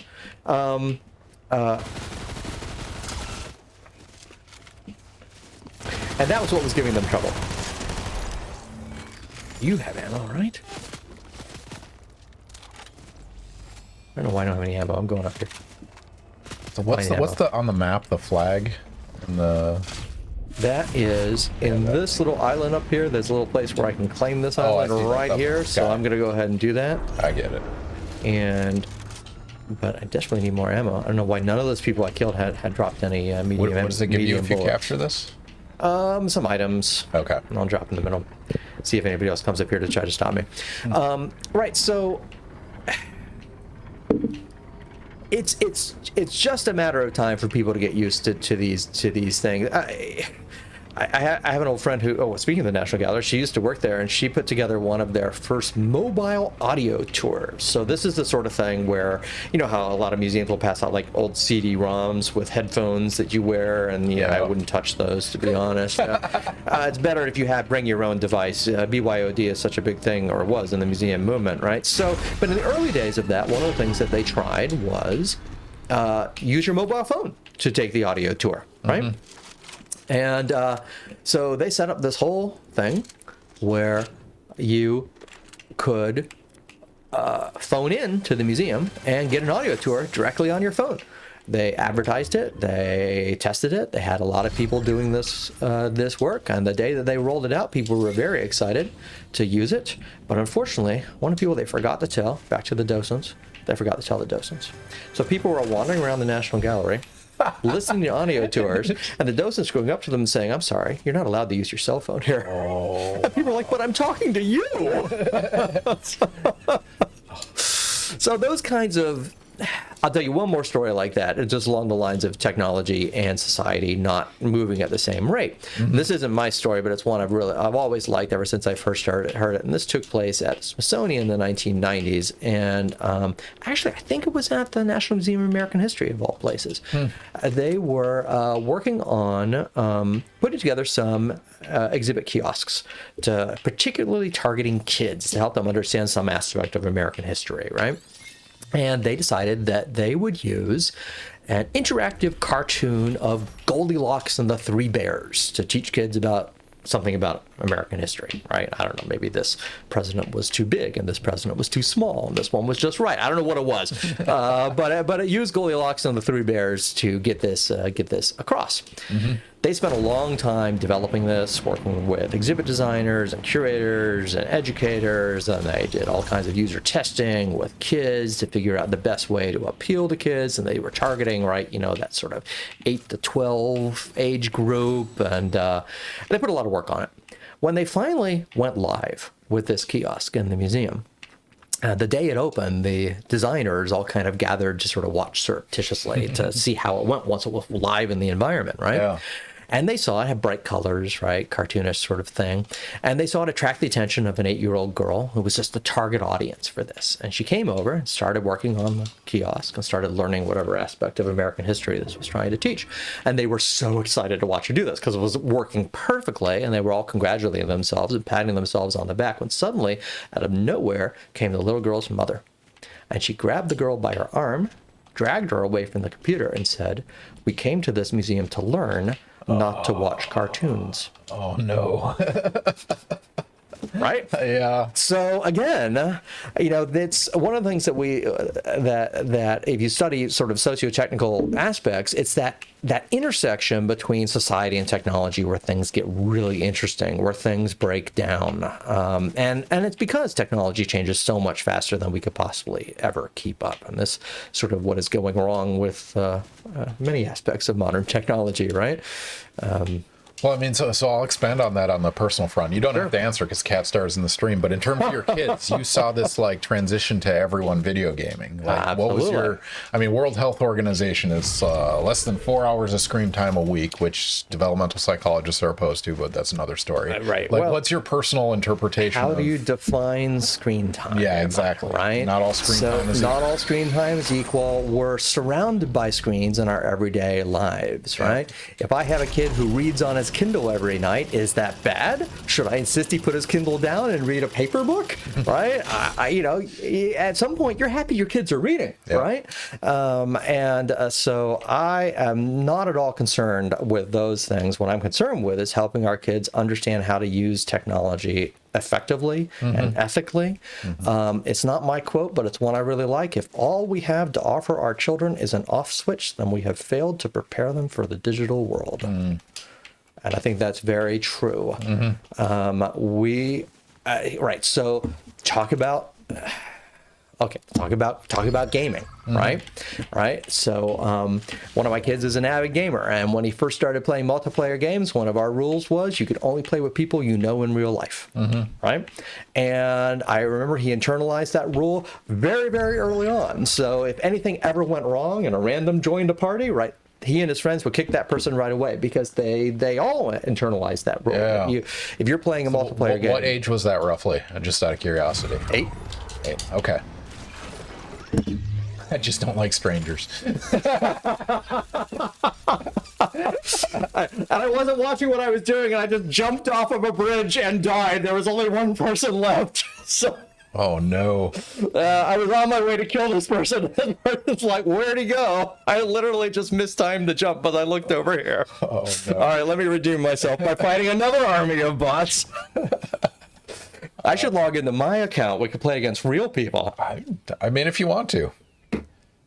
Can you log in on an Xbox? I don't know how you... Sure. Oh, all right. Yeah, we'd have to log out of your account and log back in. It would take some time. But here, I'm going to pour us a little bit more wine. All right, sounds good. All right. Well, that's fun. Is that an Ahsoka skin there? Yeah. Yeah, so I'm stuck. You want some more? Yeah, let's do it. I'm stuck with the default skins here, right? Because you're... No worries. But it's all right. It's in many ways it's easier to just be shooting bots than have to deal with live people. Yeah, the tension associated with those engagements. I mean, if they're real, I get it. Yeah, it's tough. Okay, but back to preparing kids to work with technology, right? So the idea is to make sure that they're not growing up a stranger to technology, right? Mm-hmm. That they know how to use the tech, so they're not surprised by it, and helping them. Well, I don't know if we should avoid politics, right? But there's a bill, and there's many bills floating around in other states to limit social media use, right? And I think that's a mistake. I think instead of limiting social media use or prohibiting kids from being on social media, we should talk to them about the dangers of social media. We talk about that a lot in my unintended consequences of IT class. The best way I ever heard a student put it was we were talking about how people were on social media, and one of my undergraduate students said she's not on social media at all. And I asked her, why is that? And she said, because I saw what social media did to my parents. Wow. Uh-huh. Oh, so, yeah, so if you think that the kids aren't watching, yeah, they're definitely watching. Genuinely curious how that manifests. That's it's again not my line, and I'm not necessarily going to admit to doing this, but once read an article where somebody was talking about internet addiction and talking about how one time they were reading something on their phone while giving their kid a bath, and at one point their kid reached out of the bathtub, this like a 3-year-old kid or something, and grabbed the phone and said, "Look at me when I'm talking to you." Right? So, the kids are all right, is my feeling on this. If there is a generation that has been ruined by social media and smartphones, it's the generation, it's Gen X in many ways, right? Yeah, they weren't born into it, they adopted it, right? Yep. Yeah.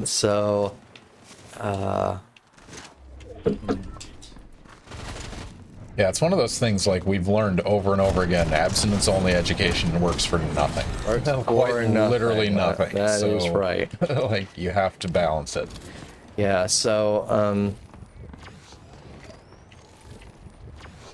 and it's not like, well, right, so recently I've been running these intro to ChatGPT workshops for faculty on campus.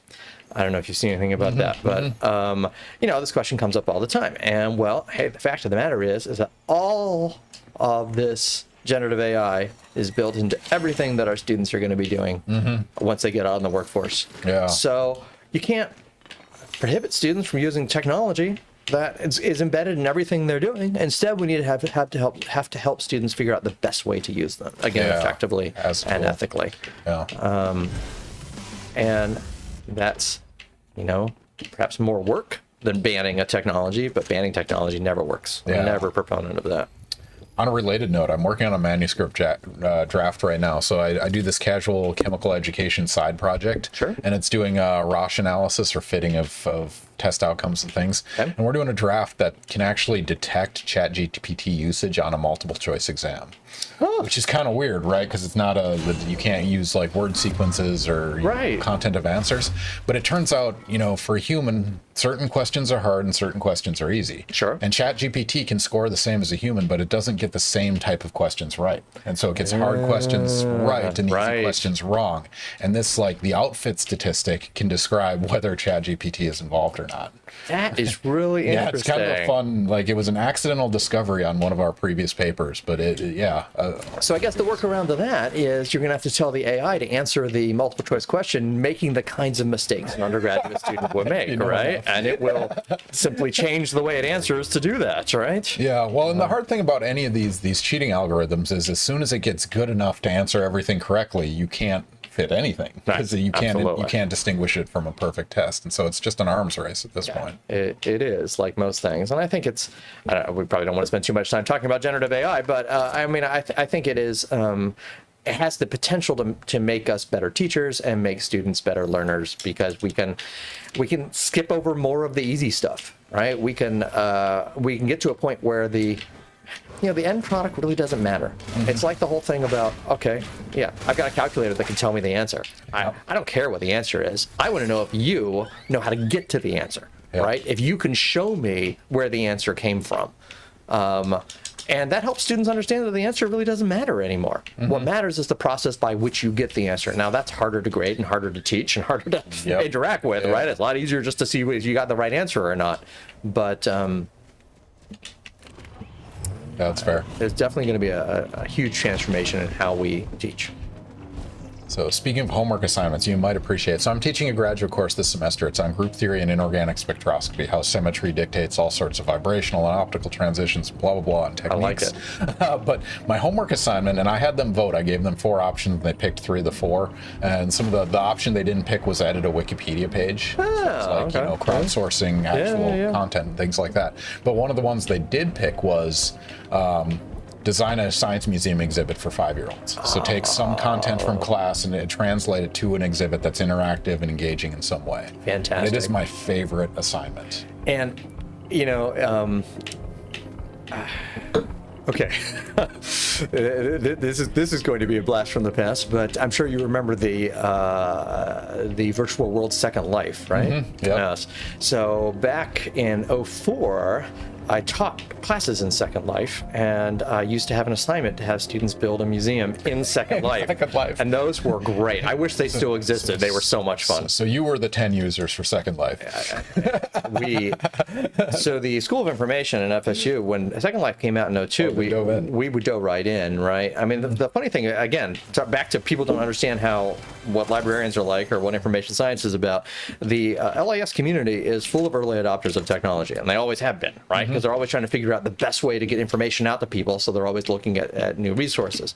The School of Information at Florida State University, and oddly enough, the iSchool at the University of Illinois, were the first 2 information science programs to start teaching over the World Wide Web in 1996. Wow. So they tied there. And we're always adopting new technology to try it out. We've been teaching 100% online since 96, or you can do our degree 100% online since 96. So when Second Life came out, we jumped on that bandwagon. Well, let's give it a try. The problem with Second Life was that it didn't scale, right? So if you had more than 50 people in one sim at a time, it just lagged down. And we often have large classes, right? Yeah. So that was just a problem. And you could do the thing where you could put 4 sims side by, you get the corner of them and try to get people together, but that didn't work well either. But we did all kinds of stuff in Second Life. I taught classes there. I held office hours there. We held commencement ceremonies there. That was fun. I gave a speech in Second Life for a graduation ceremony in 2010 where I parachuted onto the stage. Always, I think if you're going to do something in a virtual world, you should at least do something. I always got horrified when I went to meetings in Second Life, and it turns out the meeting was in a conference room, and we all sat around a table with chairs. I'm like, come on, we can do anything we want here. Why would you do that? I was going to say, you can wear any skin you want. You can have 12 arms. I know. Yeah. The very first meeting I ever went to in Second Life was in a room with a table with chairs, and all of our avatars were just sitting around this table. Yeah. And this was back before Second Life had voice. So all we were doing was typing at each other around this table. Just staring at it. Right? Well, when you type in Second Life, the avatar's arms move up and down like this, right? So we're all doing this around the table like this, right? And I'm sitting there watching this and reading the text chat and trying to say to myself, what in the world are we getting out of this that we couldn't have just gotten from a text chat room, right? And then I found out what the answer was. Turns out if you go AFK in Second Life, your avatar falls over. So suddenly all the people who were bored out of their mind and not paying attention to this meeting, their avatars started falling out of their chairs. I was like, oh, now there's my cue, right? You're no longer in the room. Your avatar's on the floor. Kayla Desrua 24 joined us randomly tonight. I recently graduated from FSU. We use Second Life in econ class. Nice. Well, I mean, this is another example. I like to say that information scientists are often so far ahead they're behind. So we jumped on the Second Life bandwagon. We built our first island in 2004. We taught classes. We did graduation ceremonies, and we abandoned it in 2008. Right? Because it didn't scale. All right, it wasn't worth the money. It wasn't worth dealing. I feel a little sad about it because I spent a lot of time. I built a replica of Landis Green, all the buildings around it, the fountain. Wow. The particle effects of the fountain I was super proud of. I did not, by the way, ever have time to do the 6 figures that are in the fountain. So instead, I put in a giant statue of a horse. But it was a real blast, and Anyway, we abandoned it in '08. So I was a little surprised when years later I found that there were other departments at FSU using Second Life who had no idea we had been there in the early 2000s, right? awesome. Because why would you? Yeah. I mean, we had actually published some papers about the work we were doing, but this is part of the problem with interdisciplinarity, right? People don't read journals in other disciplines, so you're never going to see that either. So Exactly. Misadventures. Don't worry, we got this all figured out this time. Metaverse. well, tell me, that's exactly right. Yeah, we've all been there. Anybody in the audience read Neil Stephenson's Snow Crash? Mm-hmm. Yeah. Man, they've been trying to make that into a movie for like 2 decades now. Well, they've been trying to make his vision into the metaverse. Yeah. Second Life was sort of, the story was people went into the venture capitalist rooms and slapped a copy of Snow Crash down on the desk and said, this is what we're building. Mildly related. Have you read Ready Player One and or watched the movies? I've watched the movies. I tried to get into the book, and it didn't really appeal to me. It's not very readable. Yeah, it didn't quite appeal to me. I lived the 80s. I'm okay. Yeah. I mean, it's got some fun Easter eggs and whatnot, but Oh, sure. the thing that was most offensive to me in the Ready Player One is the solution to the first race. Spoilers, anyone that hasn't seen it, it's like a decade old. I don't feel bad. No, you don't have to worry about spoilers. When he drives backwards, like, I don't know if you've seen speedrunning, like how meticulous they are and like nitpicking every aspect of every game that ever existed. Right. You're telling me 1 trillion players over 10 years didn't think Never to drive tried that, backwards? right? Like, come on, man. It's just millions of monkeys. I'm sorry. Yeah, well, I had the same feeling with Ender's Game. The enemy's gate is down. That's pretty obvious. Surely somebody else would have thought of that. Yeah, no, that's fair. But yeah, no. But Snow Crash, I highly recommend. Yeah, I Snow like all Crash of is Neil Stephenson spectacular. stuff. I really like. Yeah. Snow Crash was fun. Yeah, did you I ever hope read the somebody sequel, captures Diamond it. Age? No, I have It's good, not. actually. That's worth the read. It's definitely worth the read. It's fun. What other questions do people have out there? Oh, What do people want to man, know? I don't know. Most have been just listening to us ramble on. Oh, Kali, yeah, our fountain graphics were awful. Wait, do you remember our fountain from '04? Oh man, Or is that a different fountain? you're about to start a fight, depending on this answer. I mean, so what's your technology now? It's the generative AI and image generation? Is that you guys are leaning into that in terms of teaching aid? Yeah, and action? I mean, it depends on the classes, right? Oh, the fountain was sometime in 2015. So Okay. Well, it wasn't yours. wasn't mine, right? Well, I mean, I think. Oh yeah, that was the econ program. Yeah, right. Okay. I mean, I think everybody is trying to figure out generative AI right now. And I think one of the nice things about that is that unlike, say, something like Second Life that maybe only a few departments on campus might be interested in using, I think every department is interested to know how generative AI is going to play a role in their teaching and their research and their learning. I think everybody is really enthusiastic to try to figure out what to do. One of the things that I've been seeing with these workshops I've been teaching is that, sometimes people will say they're a little nervous about it, right? And invariably what I find is that the people who are nervous about it are people that haven't tried it. Yeah. And once you start seeing what it can and more importantly what it can't do, then I think people are a little less concerned.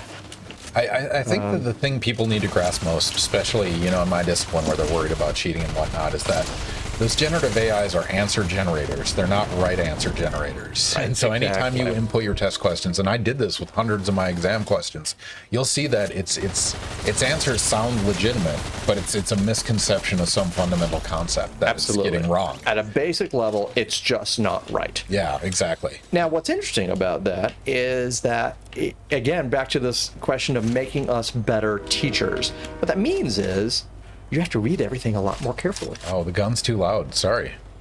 All right. Well, Right? Because generative AI is great at producing text that reads good, but isn't correct. yeah. So, not that I'm accusing many Can you try instructors of shooting the doing gun? this. We're going to see if the volume's okay. Is that better? Is that better? Is that's a reasonable volume? There we go. Thank you. Right. So if you're the sort of instructor, which I doubt anyone in this room is, right, that would just skim to make sure the text sounded plausible without actually reading for content, right, that jig is up, right? Yeah. Because everything sounds plausible, but the content's not accurate, right? Little do the students know, I just put their answers in ChatGPT and have ChatGPT grade them for me, so it works out. That's exactly what I said to my students when this came out. Well, when ChatGPT came out in November 2022, I spent much of that break training ChatGPT to work as a TA for one of my classes. Now you can do that a lot more effectively with the custom GPTs that they have available. So I've done that too. I've like trained a custom GPT specifically for my courses, so it knows what the assignments are about, what the readings are about, all of this, so it can answer questions in much more targeted fashion. Man, so it'll know your syllabus and answer absolutely. the same. Wow, that's amazing. Oh yeah, so you basically can treat it like an AI TA, right? Now, early on, you didn't have that functionality, so it was hard to get it to really know what was going on. But a side note for students, to recognize that most of your questions can be answered by generative AI, because we get the same questions over and over. So you train the generative AI to answer it and go to town, right? Yep. So I spent all of the December playing with ChatGPT, and then first week of January 2023, I go into my undergraduate class and I say to my students, "So how many of you spent your winter break talking to ChatGPT?" And not a single one of them had heard of it. What? Right? Not a single one. Wow. Now, of course, by March, everybody was using it. I suppose it was right? exponential. But it absolutely was. But that's what I said to the students. I said, if you use ChatGPT to write your papers, I'm just going to use ChatGPT to grade them, and we'll just let the AIs go back and forth and get a great education. They'll learn very nicely from each other. But what we learn from this, again, is you have to make assignments that, if the questions you ask can be answered by a computer, then you just need to ask better questions. Right? That's really what it comes down to. Well, I've seen some creative examples in the chem ed community, and there's a special issue coming out on ChatGPT with things where it's like, get an answer from ChatGPT and proofread and correct it. Yeah. Like, show where it's wrong. And I mean, that's a really great strategy. I really like that. And I think one of the things we're going to see is that a lot of maybe older assignments, like read this journal article and then write 200-word summary of it, are just going to disappear. Yeah. And I think that's good, because frankly, I mean, unless you're teaching people to summarize text, that's probably not a very good use of your assignment. Whereas on the other hand, here's a journal article. I ran it through, a couple dozen different LLMs.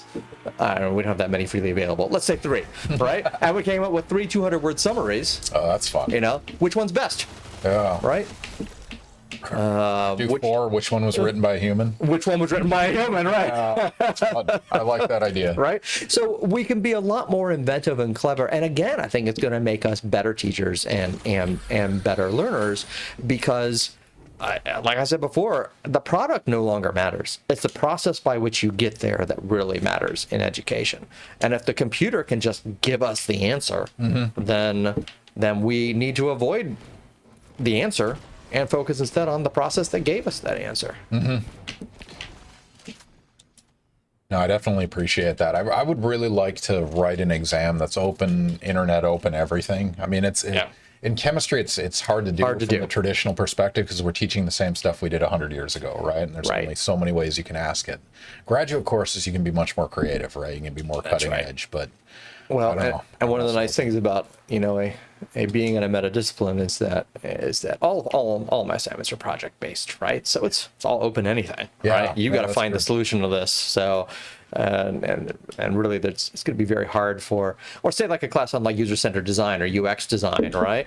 Frankly, at this point, I'm happy if they want to use generative AI to come up with images or whatever to make their assignment look prettier, but the generative AI can't design a user interface of that sort, and can't solve the kinds of problems. Can't do the user tests, figure out what's wrong, figure out what trips people up. Now it could fake it, right? But it wouldn't be very good. It's believable to an amateur, but not to... Right.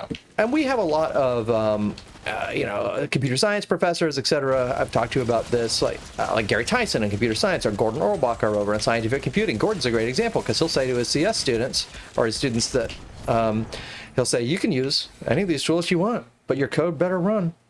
Right? And it better be good, because I'm basically assuming you have access to all this technology now and you're going to use it. So, simple mistakes should be a thing of the past at this point. Yeah. Related to our previous conversation, Cuddle Puppy was upset we turned down the volume on the gun. War isn't supposed to be pleasant listening. Sorry. Well, it's the real experience. All right, let me not fall off a bridge, and I can win another round here. What we at? You 3 left? Nice. Yep. We'll go somewhere else in the next round, somewhere interesting. I do like the Battle Royale game mode. Like, I kind of missed the window. I played, like, multiplayer Halo and stuff like that. And stopped playing video games when Battle Royale took over. But I do like the style and the closing in of the storm is what they call it here. And it's more fun when you're playing against real people, right? Because, you know, I'm not winning every game when I play for real, obviously. So... And Fortnite skill-based matchmaking is a bit not very good. Yeah, is there any game that's good at matchmaking? No. It's especially when the pros just smurf and start a new account just for fun to march on people. Yeah, I feel like, a little bit bad about playing like that God is here, kind of fun, but almost everybody that we've been fighting here is not a real person. Right? Okay. They're just NPCs that they've been given you to fight. And they're all lost now. I don't know where they are. Cuddle Puppy is correct. In chess, they've kind of figured out matchmaking and scoring. Well, okay, sure. they've had 1,000 years to do so, but that's fine. Actually, that's not true. The online speed chess is a relatively new development, but Cuddle Puppy, if you've seen the movie Heat, they did something rare and recorded gunfire on set instead of dubbing it in. Huh, wow. Yeah, and you can actually tell, apparently. So we'll count that one as realistic. We got our answer. All right, we should put up another prediction because it's almost 10. So almost 10, really? Time flies. Which one do you want? What one do you think? We got some personal ones. We got some professional ones. What's a professional one we haven't asked yet? Google ad revenue. Oh yeah, let's do that one. That's a fun topic because we were just talking about IT. Yeah. All right, we're going to put up a prediction, ladies and gentlemen. Get your standard internet units ready. If you're not following us, click the follow button. 1, it helps with our numbers. 2, it helps with you get notifications about future guests every other Wednesday night. And 3, it gives you standard internet units that you get to gamble on these predictions. So we're going to pop up a prediction right now. That is, Google has greater than 1/4 of the world's ad revenue. So greater than 25% of the total world's ad revenue. Is that true or is that false? And let me clarify, by total world ad revenue, I mean ad of all types, not just digital, paper, magazines, everything. Any ad, anywhere in the world, any media, encompasses a all quarter of it runs revenue. through Google's hands. True or false? True or false? So, ladies and gentlemen, answer. We'll let you use ChatGPT. Greater than a quarter. Greater than a quarter, true or false? ChatGPT will give you the correct answer. ChatGPT will give you an answer. I'm going to let you look at this one because it has emotes in it. Dr. Marty with a shotgun. Dr. Marty with a rifle or pistol. Thank you, Cuddle Puppy. That's funny. We captured something we needed. All right, let me take this guy out. I'll take this guy out with a grapple blade. How about that? He can't be real. Yeah, what's your emote for that, Cuddle Puppy?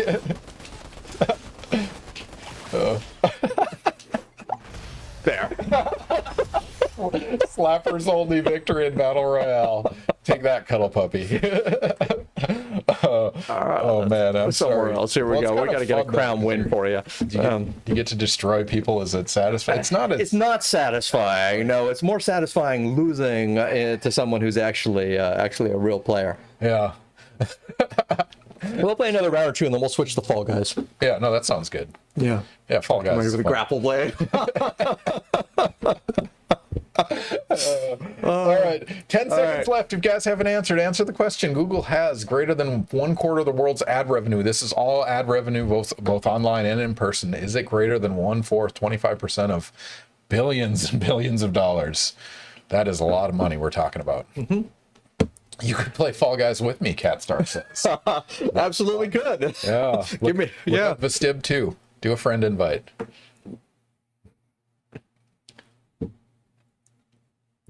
All right, Paul, what is the answer? It is true. True. Yeah, Holy so cow, we got a big payout on this one. I haven't pulled the This is a 70 to 1 payout to Catstar Congratulations. Wow. Oh, all right. Enjoy your standard internet units, but 99% of the money bet on this one said it was false. Really? Wow. Okay, big payout. Yeah. So I don't have more recent numbers from 2023, but in 2022, Google made more than $220 billion through Google Ad. And the total amount of money spent in global advertising of all types in 2022 was less than $800 billion. Jesus. So more than a quarter of all the advertising money in the entire world is going through Google's hands. So Cuddle Puppy said Google does like 90% of internet ads. Yeah. So and that's why I was clarifying that it was of all types, print and media. I think Google is.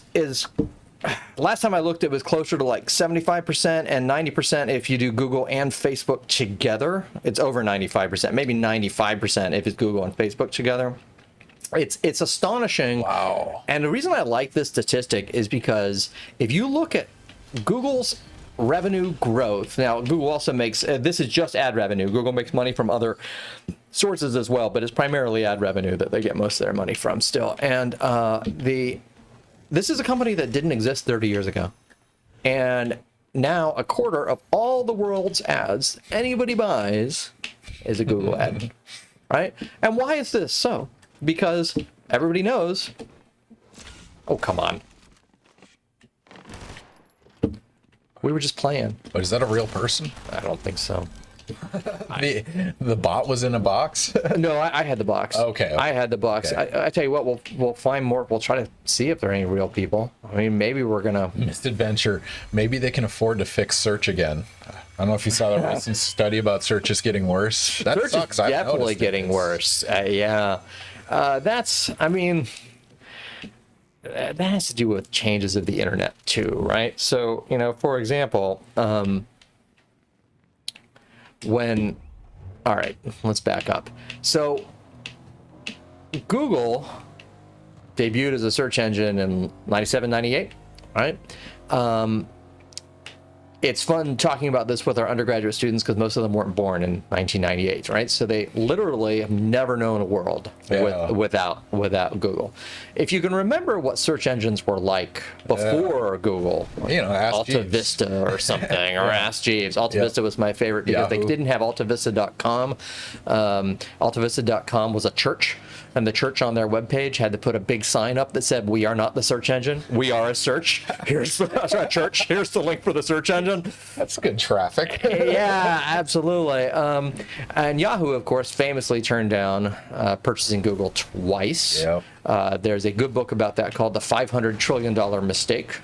And not that Google will necessarily, I mean, you never know, right? They could have bought it and totally messed it up, right? Mm-hmm. But people didn't believe at that time that this idea that you could sell ads based on search terms would actually make money.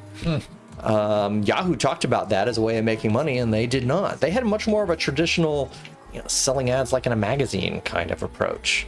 But it turns out that the more you know about people, the more effective your ads can be. And Google knows so much about us. Sometimes I'll ask my students, can they tell me, for example, do you have a Gmail account, right? Well, they all have a Gmail account, of course, right? And usually I'll say to them, just one, right? My 19-year-old has like 20.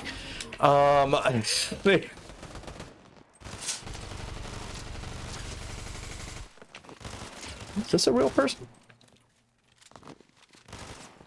Come on. Come on. Come on. The universal language of teabagging. Come on. No? No.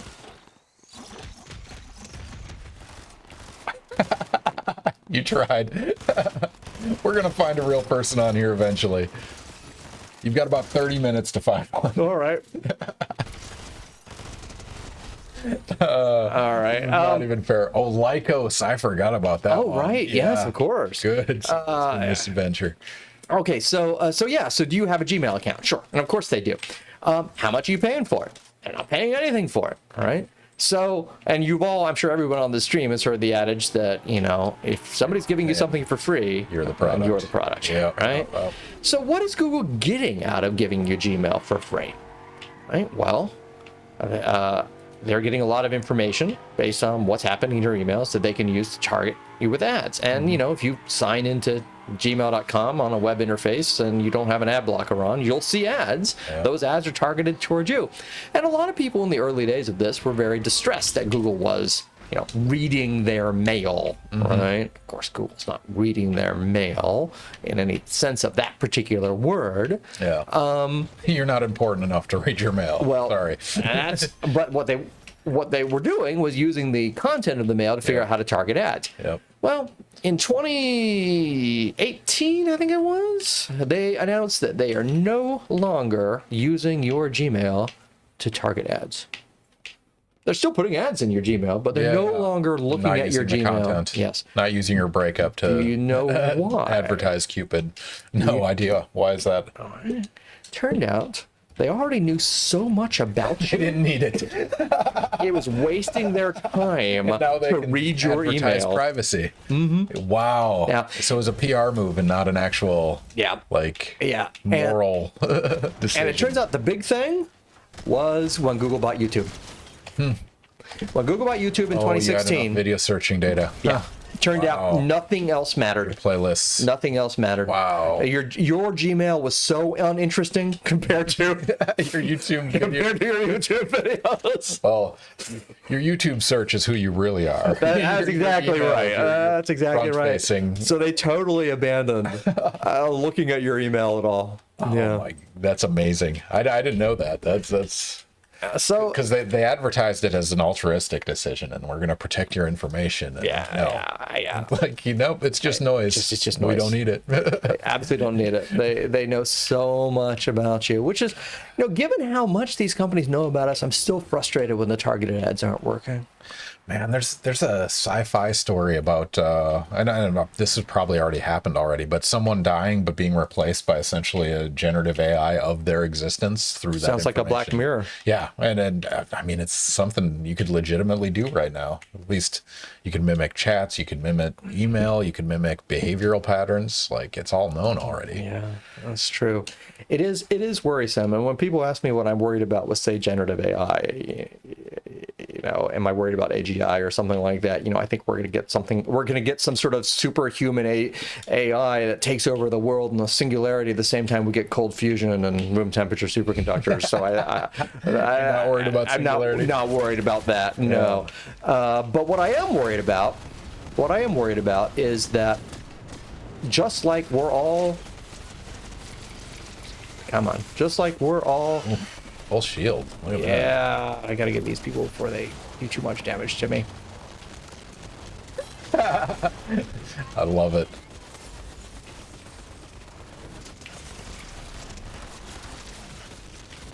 Oh, I didn't know you could shoot out walls. That's interesting. Yeah. Let me come down here and reload.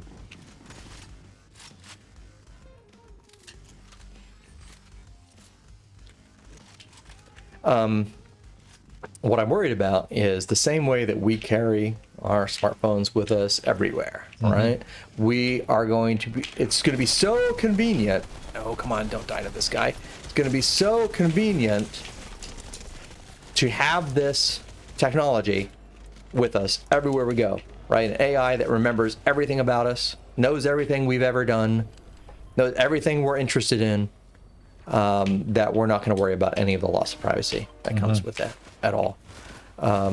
If you've ever, you know, said to yourself, hey, I am tired of the fact that my phone is constantly tracking my location. I was hoping that was a bot that wasn't going to hit me while I was healing. And turned off location tracking on your phone, right? The few times that I have done that, invariably, you know, the sticking point for me is then I'll say, okay, fine, you win. I'll turn location tracking back on. Easier. Just tell me where I parked my car. Yep. Because I know you know. Man, the first time I got an email or a notification on my phone where it's like, hey, your flight leaves in 2 hours. It's going to take you 15 minutes to get to the airport. You should probably leave right now. Yep. Like, oh, that was a little too on point. But then it's kind of convenient. It is convenient, right? And that's the thing is that convenience trumps privacy all the time. And there's lots of research that shows that too. You know, people say they value value their privacy, but when push comes to shove, they value convenience. Yeah, that is fair. I just want to go back to this prediction. So we had 99% of the internet points were bet towards false and only 1% towards true. So it was a 70-1 payout. Wow. So yeah, whoever bet true, their 20 internet points multiplied 70-fold. So congratulations to the winners of that. Congratulations to the Hopefully winner. you knew that answer, or you did a dark horse bet. I'm totally okay with that. Go against the stream. Huggy Beer. Welcome back to the stream. It's great to see you, Catstar. Congratulations on those points. Huggy Beer has requested a factoid. Paul, do you have a knowledge bomb you would like to drop on Huggy Beer? Sure. I have a list of I made a list because you told me to put some together. What are some ones that I haven't said? Oh, okay. Speaking of the effective information technology, right? Is Google making us stupid? So one that I particularly like sharing with my students is that people have been worrying about the effect of technology on our brains for many thousands of years. So if you like ancient history, go and read Plato's Phaedrus.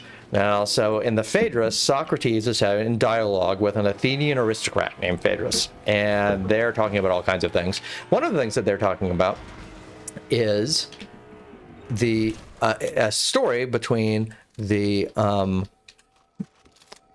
Egyptian god Zeus Ammon, right? Ammon, and Thoth, right? God of mathematics and writing and all of these things, right? And they had a conversation about which of Thoth's many inventions were the best. And Thoth said that his best invention was the invention of writing. And Ammon said that no, it wasn't true, because by inventing writing, you have made people's memories worse. Because instead of remembering... Kids these days writing stuff. They would write it down instead of remembering of themselves. Right? And that was more than 2,400 years ago. Right? So we have been worrying about this for a very, very long time, whether it's writing... From writing the cell phones, right? Yeah, to printing books to having calculators. That's right. Yeah. We've always been worried about those things.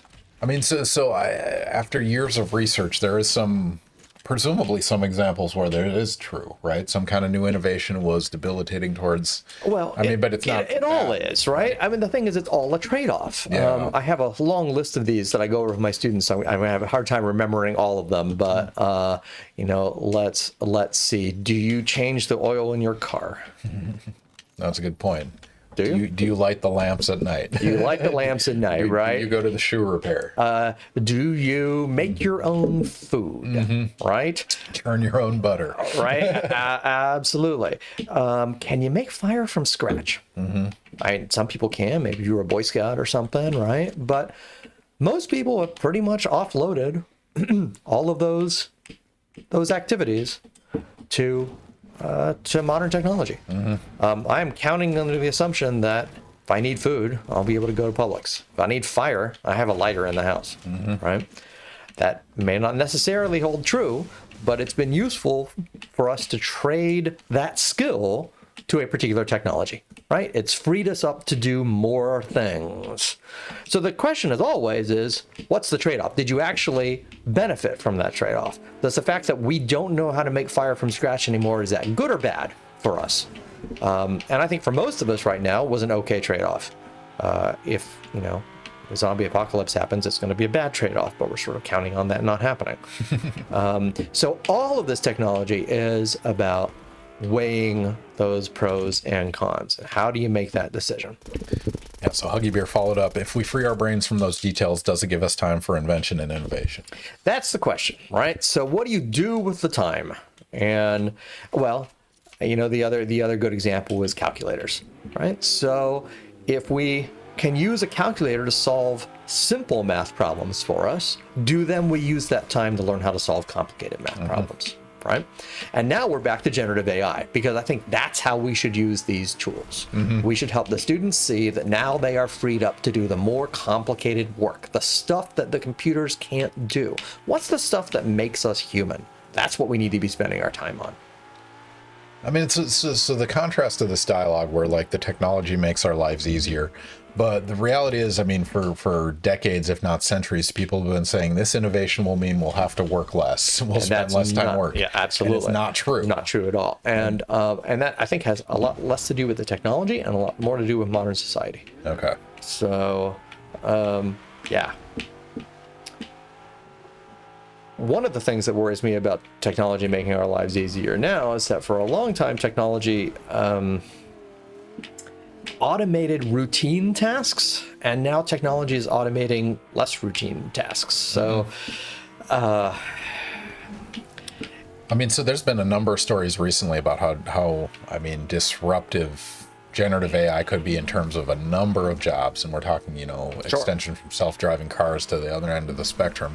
I mean, we're not waiting worried on about self-driving cars. Yeah, exactly. I mean, we're not near the singularity, but I mean, even before the singularity, there is potential for that. How concerned are you on that front? What I'm concerned about is I'm not concerned that AI is going to take our jobs. What I'm concerned about is that someone who knows how to use AI is going to take a job from someone who doesn't know how to use AI. Right?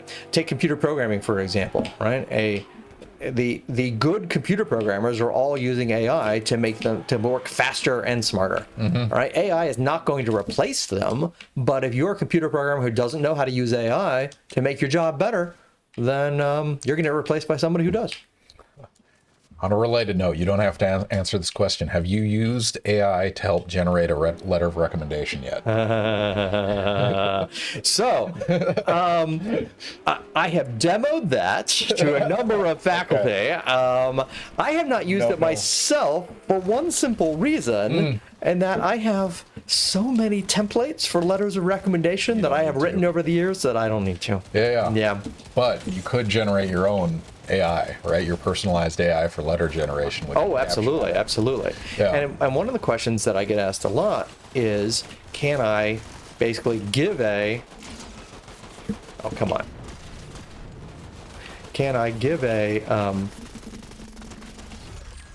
student's resume to a large language model and have it write a personalized letter? So forget about a template, right?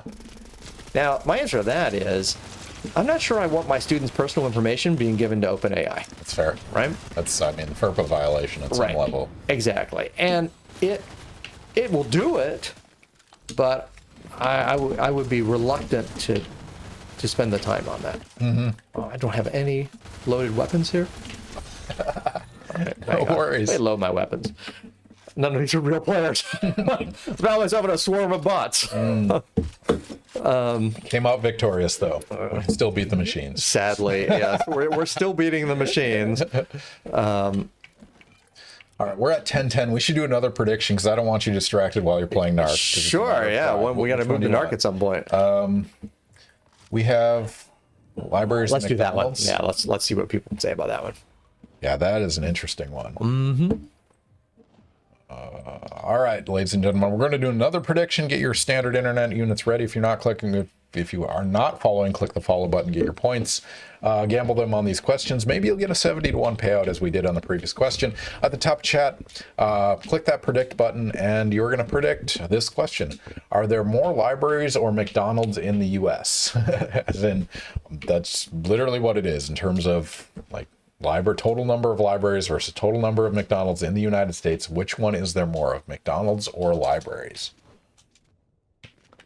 Cat Stars redeemed. Take a drink. So, Paul, cheers. Thank you for joining me on a Wednesday night. Cheers. You're on sabbatical, so you don't have to teach tomorrow. But we're gonna drink. Speaking of which, here's our drink for the evening. You guys want to check it out? It is Apothic Red. Any particular reason behind this choice? Just a casual red blend. Yeah. That's fair. So yeah, that's what we're drinking tonight. Cheers, Cat Star. You're not old enough to drink yet, but cheers. Anyone else? Hopefully have a drink in hand, hanging out, watching a little bit of Fortnite while Dr. Paul, Marty, and I talk about a plethora of things, including how accurate Indiana Jones is in terms of capturing information science and museum technology. I'll tell you, Cat's they made also some tea. Okay, great. They also don't send the anthropologists out to, rescue relics from forbidden temples. We get to do a little bit of archaeology, right? Yeah, but not like that. With that said, well, who's one of my guests? It's coming up. Sorry, I got to look at my list. I remember this is a new one. There we go. Andre DiGiorgio. He's a classic visual culture in late antiquity, but he actually goes on actual excavations. Right? Great. He does. I don't think I met him. I know a number of the people over in the classics department there. I wonder if he works with Nancy de Grumman, who of course has a very long time dig in Cettamura, Italy, which is a fantastic location.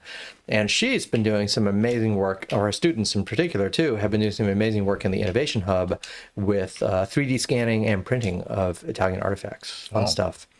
Like they'll take like a potsherd, right, a fragment of pottery, recreate it 3D, and then 3D print it, so you can see what the original would have looked like based on just the fragment that you found on the site. That's pretty fun. Yeah. So I mean, related to that note, I've seen these exhibits where like someone will be looking at the Parthenon and they have like a plexiglass display where it essentially augmented reality fills in the rest of it. Yeah. I mean, I got to imagine that's a push in this museum technology, right? Absolutely, yeah. So one of my favorite examples of that, the Museum of London did a wonderful one where they had an iPhone app that overlaid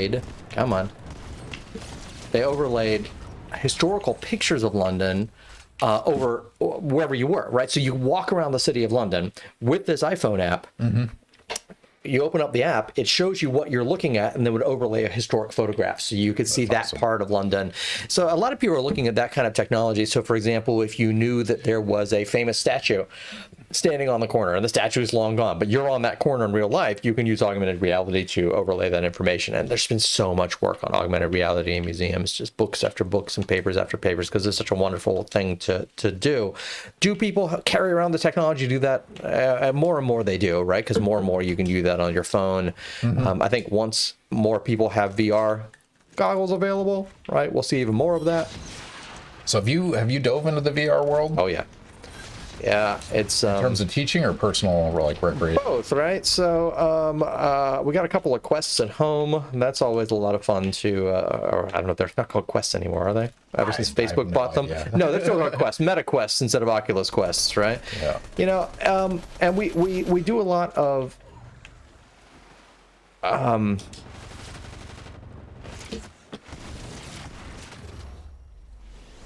right.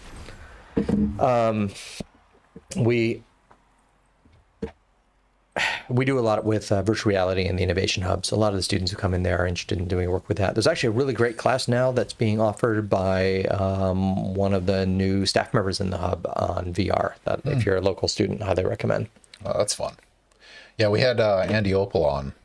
From, is he in communications? He's in comm, yeah. Yeah. But he does filmmaking in VR. He actually wanted to play VR games on here, but we couldn't get it to work with the capture card. So yeah, that's a little tough. Yeah. Did we get the answer? No, sorry, I got distracted. Sorry, I just remembered. Oof, almost 50-50 split. Look at that. More libraries or McDonald's in the U.S. I read a statistic somewhere you can't drive more than 20 minutes or something and not find a McDonald's, something ridiculous like that. But what is the answer here? The answer is there are many more libraries than McDonald's in the United States. Many more. So if you count all kinds of libraries, including research libraries, academic libraries, libraries in museums, for example, then you have well more than 100,000 libraries in the United States versus only about 13,000 McDonald's in the U.S. But even if you only count public libraries, like the Leon County Public Library, there's about 35,000 public libraries in the United States, which is still 3 times McDonald's. All right, going to catch up on some questions here. Huggy Beer wants to know, is Brown going to take off or go the way of 3D TVs? Brown? Which one is Brown? I'm not familiar with what Brown is. Not sure if I'm familiar with that. Yeah, Huggy Beer, if you can follow up with any information on that. I don't know what Brown is. Is it some 3D technology? Probably something I should know. Yeah. Cuddle puppy. Brown is still a perfectly valid color. Thank you very much. True that. I retract my question. I can stop campaigning against brown. If we can get clarification of brown, Paul's happy to answer it. Kali? I don't know how to pronounce this name. Also, how did you get involved in the Innovation Hub? Oh, well, that is a long story. So back in, so again, now we're back to the School of Information, sort of pushing boundaries. We had a makerspace very early on in what was at that point the Goldstein Library. And we had a lot of students coming in doing work in our makerspace, and I taught a class there. We did a lot of stuff with 3D printing and things like that. And when the university started getting very interested in having 3D printing and other innovative technologies available for students to use across campus, they were looking for a space to house that, and we volunteered that the library could be turned into that particular So this space. lobby is presumably real people, right? No, these are all bots. No, they're all bots? They're all bots. Wow. We haven't played enough to get. I'm get. sorry, Paul. It's good you're not distracted. Well, you're level 12, right? I mean, we might start seeing some real people at some point, but yeah. So Ken Baldoff, who is the director of the Innovation Hub, an amazing guy, he and I actually worked together on the original proposals for that back in 2013. And I served on the faculty steering committee. I chaired the faculty steering committee for the Innovation Hub for its first 6 years. Actually, just stepped off of that this year when I went on sabbatical. And it's a wonderful resource if you are interested in, I don't know where all these people are going here, I'm going to ignore them. If you are interested in learning more about emerging technologies or design thinking, I highly recommend spending time in the hub. The whole idea there is to help students become comfortable experimenting with new technologies. I'll put a link in chat for anyone that's interested. FSU, innovation.fsu.edu. That'll do it. At the hub. Right? Oh, look, stealth camo. I did not know they had camo in this game. That's new. Come on. Go Haku. Welcome back to stream, Go Haku. No way you're playing Fortnite. Can I join? I'm on the Switch. This isn't my account, so you're gonna have to ask Ken. How do you join in this? I've never played party this. up. As long as you're friends, you can do it. Yep. Yeah. Search for. Oh, wow! I was got wrecked. I got knocked. So yeah, okay, hang on. We may actually have real people. Yeah. I'm gonna have to pay attention. Let's start another match. Go Haku, you can search for Vestib 2 and find it. We have about, I don't know, 20 more minutes before we got to jump onto NARC, but if you can get in on it. Go Haku, welcome back to the stream. Yeah, you are the first guest to play Fortnite. We've had 70-some guests over 2.5 years, and you are the They're first. gonna take my crown, man. That's a real person. I'm thinking because they just killed that bot. So, not the bot, the NPC. Sorry, I think they might be. I was just Schmo Knight, welcome back to the stream. They only show up for the NARC goodness. I care little about your Fortnite gameplay. If our stream gets known for anything, it's going to be NARC. Oh, yeah. Well, I mean, yeah. I'd join, but my addition to the skill-based matchmaking would probably make it unplayable. Yeah, probably. I mean, yeah. Probably. Yeah, I keep saying I need to be in like a 50+ league. I think I can hold my own against other people with similar slow reflexes. Right? I mean, I can't hold my own against teenagers or 20-year-olds.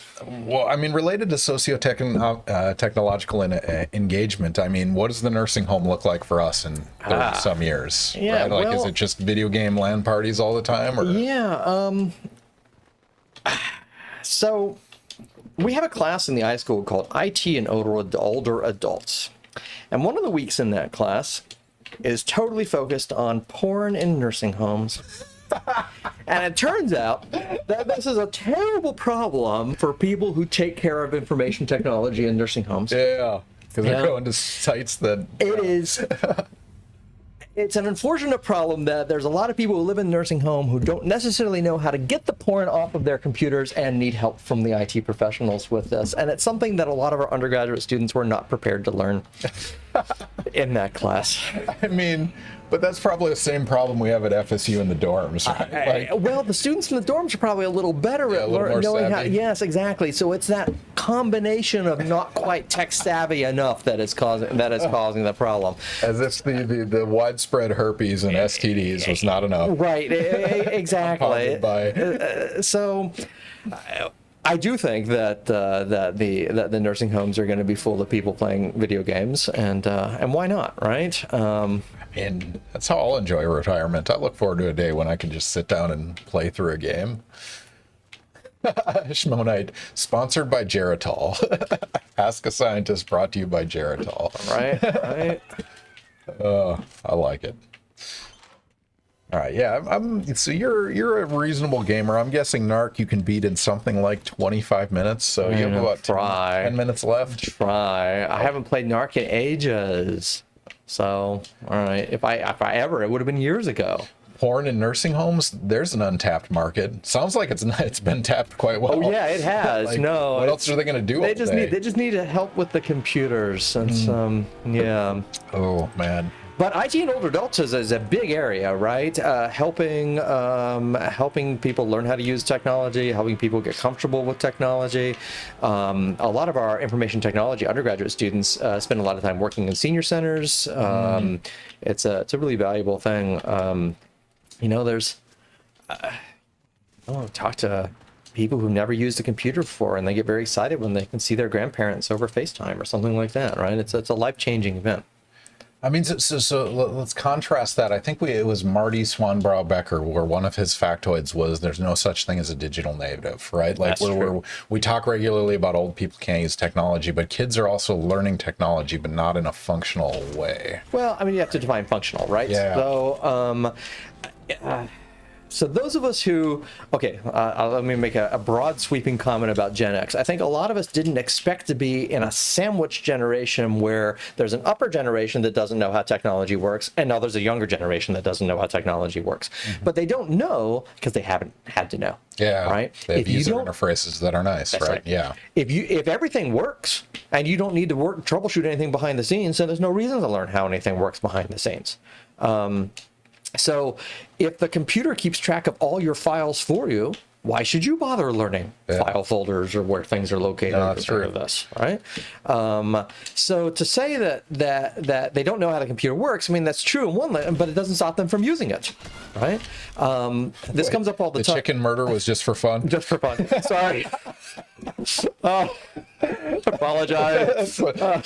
Oh, PETA, sorry. Don't send me emails. It's an old video now, but I still like to recommend it to my students in my UX class. And it's a video, you can find it on YouTube. It's when Google first introduced Google Chrome, and they had person on the street, Times Square, where they asked people, have you ever heard of Google Chrome? And the two questions they asked people is, tell me the difference between a search engine and a browser. Okay. And they asked people, like, what search engines do you use, what browsers do you use? And less than 8% of the people they talked to that day could explain what the difference was between a search engine and a browser. Now, this 8%. Now, this was 10 years ago. That's random sampling in 2014. Okay. Yeah. Wow. It may have been even further back. Nowadays, I think it would be even worse. Because nowadays, there's no distinction between a search engine and a browser. The search engine is completely built into your browser. Yeah, search in the URL instead. That's right. Yeah, no, that's a good point. One of my favorite factoids from 9/11 was that the #1 search term for Google on September 11th was CNN. Okay. Yeah, because people went to Google and searched for CNN. Yeah. Right. But people don't understand.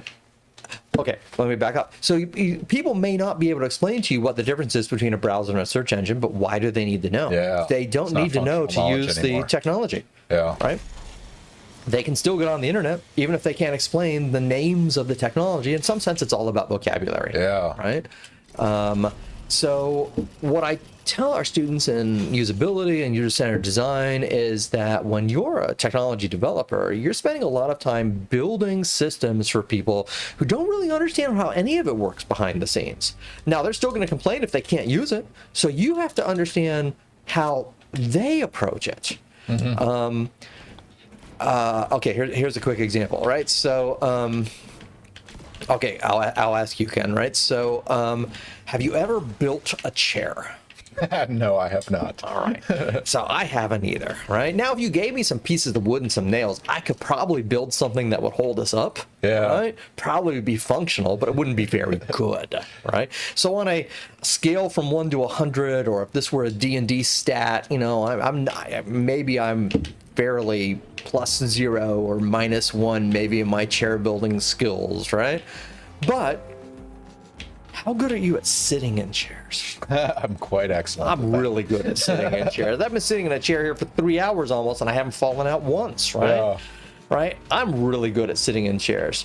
And that is, for most of the world, the difference between the skill level of the person who could create the thing and the skill level of the person who could use it wasn't all that far off. Yeah. Right? Even in like rare situations like the blacksmith making the sword for the expert fighter, right? Maybe, this fighter might be 10 times better at using a sword than the blacksmith. But when it comes to technology, the person who's making the technology is not only significantly better at making the technology than the person they're making it for, they're also better at using it than the person they're making it for. And that is a rare situation, right? So back to the chair building example, the carpenter is 10 times better at building a chair than I am, but they're not 10 times better at sitting in chairs than I am, right? So they make me the thing and I can use it fine. Yeah. But now we're building technologies for people who not only can they not build the technology, they can't use it either. Right? Yeah. So how do we make things that are usable when that gap exists, when the person who's building it doesn't even know that difference is there? Searching is an underappreciated skill set. Like searching quickly and efficiently it's an art. Absolutely is, and it's an invisible art, right? That we don't train, but we expect. That's right. Yeah. No, that's absolutely true. All right, catching up on some right now. Huggy Beer, you missed our conversation earlier, but this is directly relevant. Ask Jeeves or bust.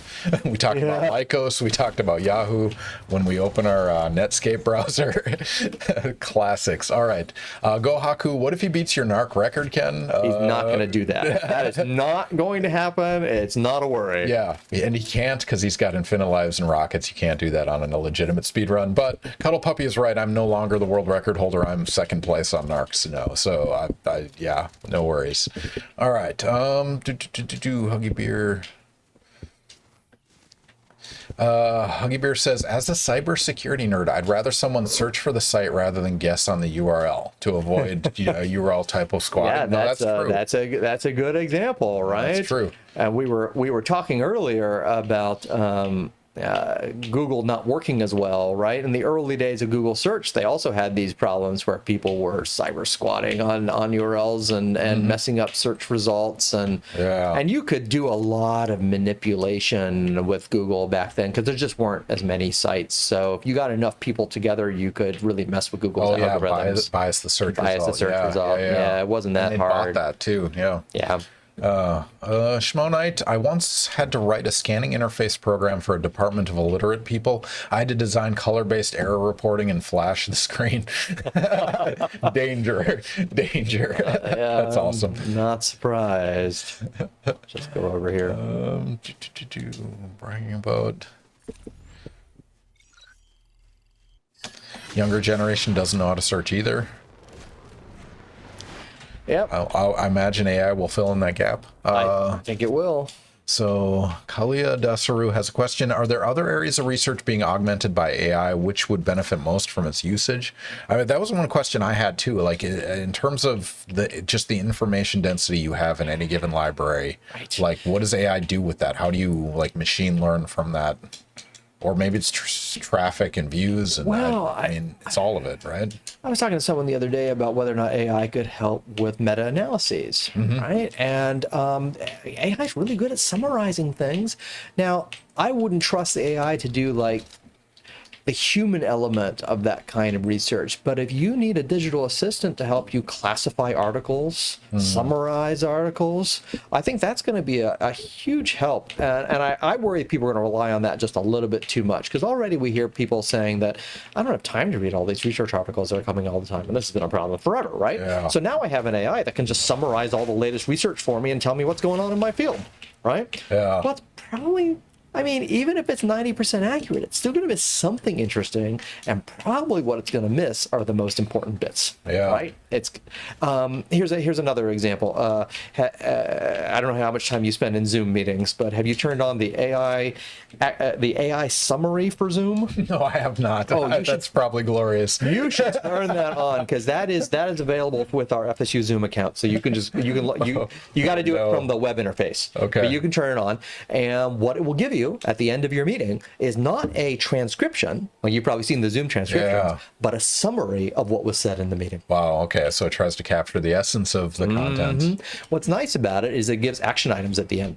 So if in the meeting you said, "Oh, I'm going to do this," or you asked someone else to do it, it gives you a nice bulleted list at the end of all the action items that it caught. Right. So again, I would say that's probably close to like 50% accurate. It's not that good, but in terms of just like having a summary of the meeting that was automatically sent to you, it's kind of cool. So related to that point, at the end of the semester, so I teach a Gen Chem class of 330 students, and I get my end of the semester evals, and there's hundreds of comments, right? Yeah. And so I fed all those comments into ChatGPT, and I said, do a summary of my review. How did it do? And so it did okay, but I think one thing it does is it biases towards the amount of content, right? So if somebody writes one sentence versus 12 sentences, the loudest voice gets spoken the most, gets summarized the most. And I'd presume Zoom would do that as well, right? I think so. I've only tried it in meetings with like 2 or 3 people, so I'm not 100% sure how it handles larger groups. But what's funny about that is that's what human perception would do as well, right? Over and over, it shows again the like short term, the person that's the loudest and most outspoken is perceived as a leader despite not having competence. Well, and this is also why transparency in these AI algorithms is so important, because we don't know how they're weighting different things. We know all these systems are biased from the get-go, and we need to kind of know what those biases are so we can try to figure out how to work around them. All right, so We need to move over to NARC, huh? Yeah, we need to move over to NARC. I'm going to put up a prediction while I make that transition, just because you guys should get this one. Find somebody to kill me. No worries, we could just let it run in the background. Can you find the center of the storm and see if AI kills itself? We're pretty much in the center. All right. I could get on the train and it would just drive me out of the storm. All right, we're going to throw up a prediction right now while we get towards our NARC setup. But the question is, museums used computers in the 1960s. Is this true or false? So, I mean, the first personal computers came out in late 70s, early 80s. But this question is about, in a museum in the 1960s, did they use computers? Yeah, and it doesn't say personal computers. Yeah, it says Not a personal computer. computers. Yeah. So did they use computers? And I look forward to discussing this a little bit more. All right, are you ready to transition to NARC? Sure. It's time.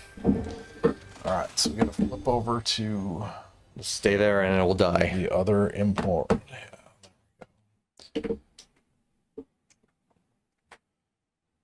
All right. Paul's been looking forward to this all week. All right, ladies and gentlemen, those of you that aren't familiar with the stream, we have a strategy in Ask a Scientist Gaming where we make every single guest play NARC, but not only play NARC, but they have to play NARC in a speed run. And so they have infinite lives, infinite bullets, infinite rockets. Sorry, let me get the clock up and running before you jump into it.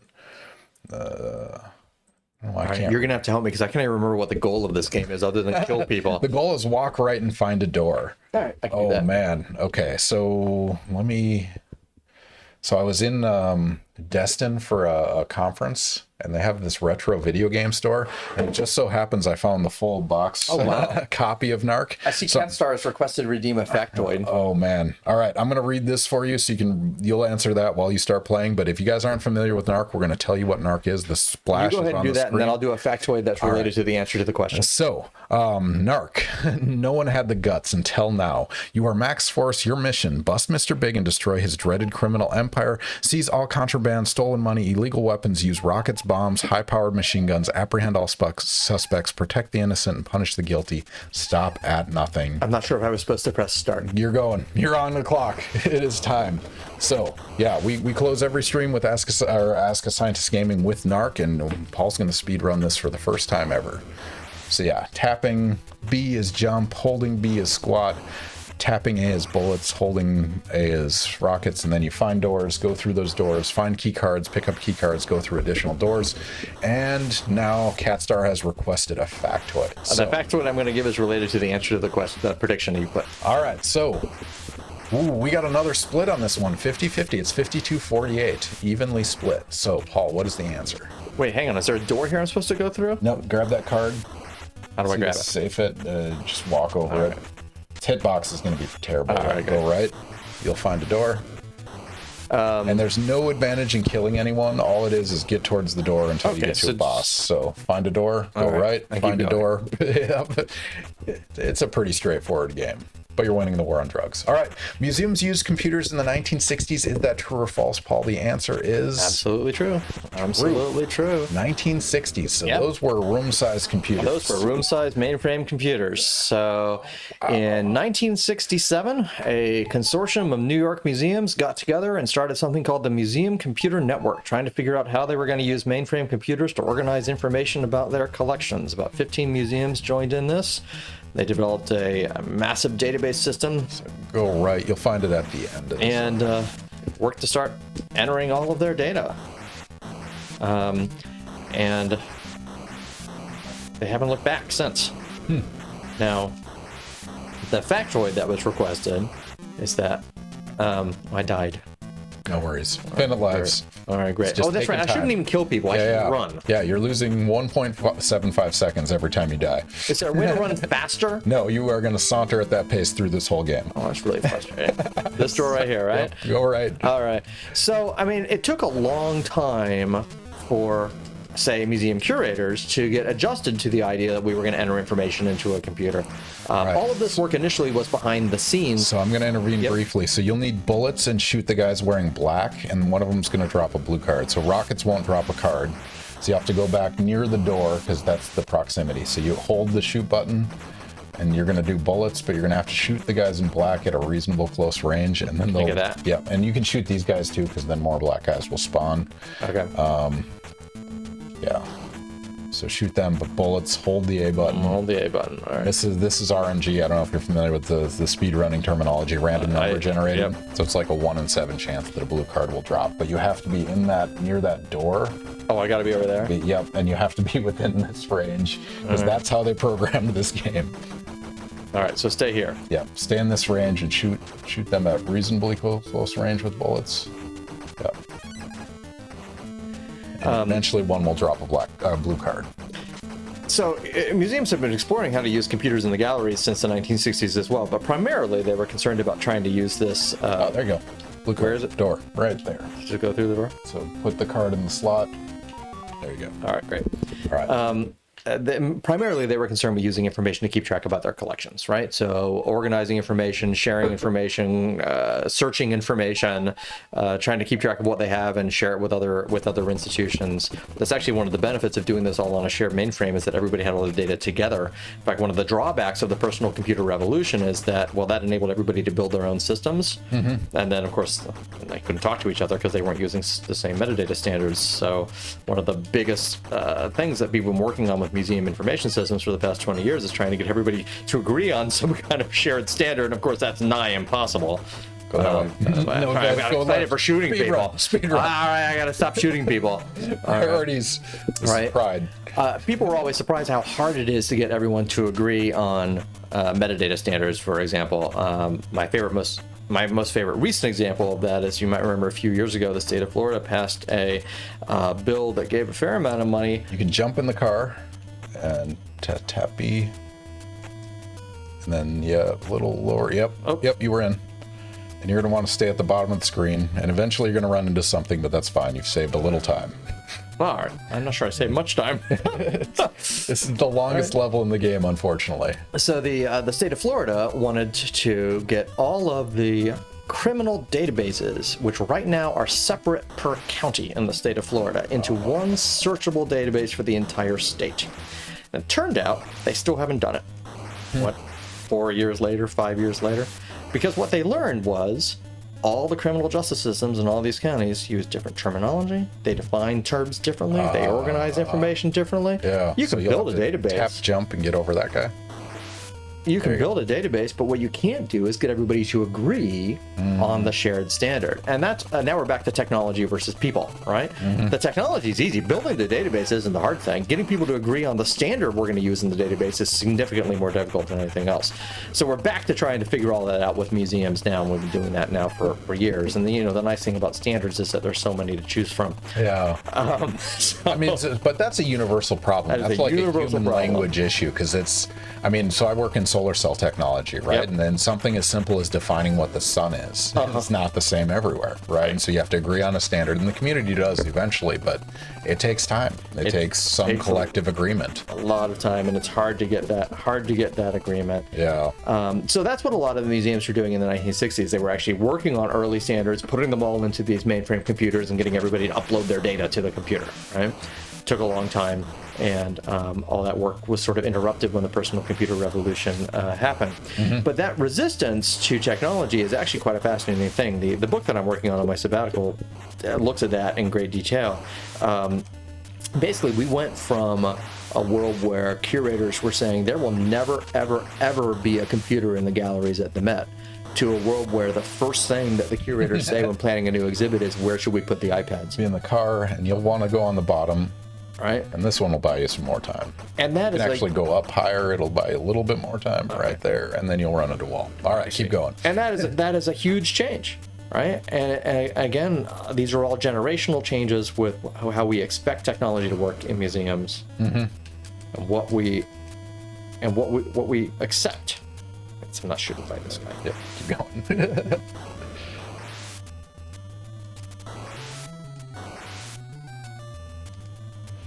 Is it faster to jump? No, jump is the same speed. So you actually lose forward momentum if you go up and down. So just keep walking. And walk straight and jump over bullets. Every 7 bullets that hits you, you lose a second. I know way too much about this game, but so okay. Gotcha. Should I get in the car again? Yes, and stay at the bottom of the screen, and it should take you to the end. All right. Huggy Bear. No, Go Haku has redeemed a request a factoid. Do you have another one? Yeah, I'm sure. And jump. Go right. Yeah. Well, some of these I've already done actually. Let's go back to the thing about. Let me just say one more thing along the lines of this sort of technology is easy, content is hard, because I kind of alluded to that. Because everybody gets hung up on the technologies themselves. So when you look at a giant data sharing project like the Digital Public Library of America or Europeana, yeah, the technology was tough, but getting everybody to agree to upload their records to that system was actually much harder than building the database itself. And almost invariably, that's going to be the situation. And the example I like to give is you may think that learning how to use the fancy new professional camera that you bought is hard. What's actually hard is 2 months later when you have 100,000 pictures on your computer. And go in that door, and you're going to find a silver card. And you don't know what to do with them. Right? Because the organizing the information is always going to be more difficult than working with the technology. And working with people is always going to be more difficult. Go up, but don't press up too much or you'll go back in the room. All right, there we go. Oh, nope. I did it. Go got all this again? That's, the last door on the end, but you got the idea. Yeah, everyone does that. It's kind of the nature of the game. So I'll give you an example. Where am I going? That silver card door. Silver card door right here. Get the card. Do I have a card? Left, yep. And go left. Get in that exit. Get away Watch out for me. the clown with the knife. I don't want the clown to get me.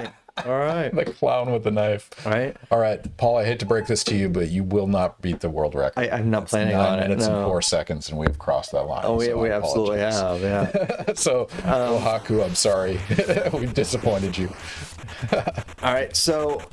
All right, let me give you a story about this. Content is easy. Technology is easy. Content is hard thing. All right, so I don't know if the people in the audience are fans of Calvin and Hobbes, the comic strip. You like Calvin and Hobbes? Yeah, I'm familiar. I'm the eldest of the millennials, though. I don't know. You're not a huge Calvin and Hobbes fan? Yeah, I love the Snowman is a classic. All right. This is the only one you're going to go left. All right. Left the whole way. This All adventure right, so says yes. Huge Calvin and Hobbes fan. So you're going to shoot one of these Rambo guys with a bullet at close range. So not rockets anymore, but bullets and green card. That was nice RNG. Congratulations. Very good. Blasphemy. Calvin and Hobbes is the best. Yeah. All right. So when everybody started putting comic strips on the web, Calvin and Hobbes went online. This was shortly after Calvin and Hobbes stopped. So this is, say, like 94, 95. And it was nice having access to all those strips. They had all 10 years of the strips there, but what they did not have was a search engine. And I said to myself, wouldn't it be really cool if there were a Calvin and Hobbes search engine? So I decided I would build one.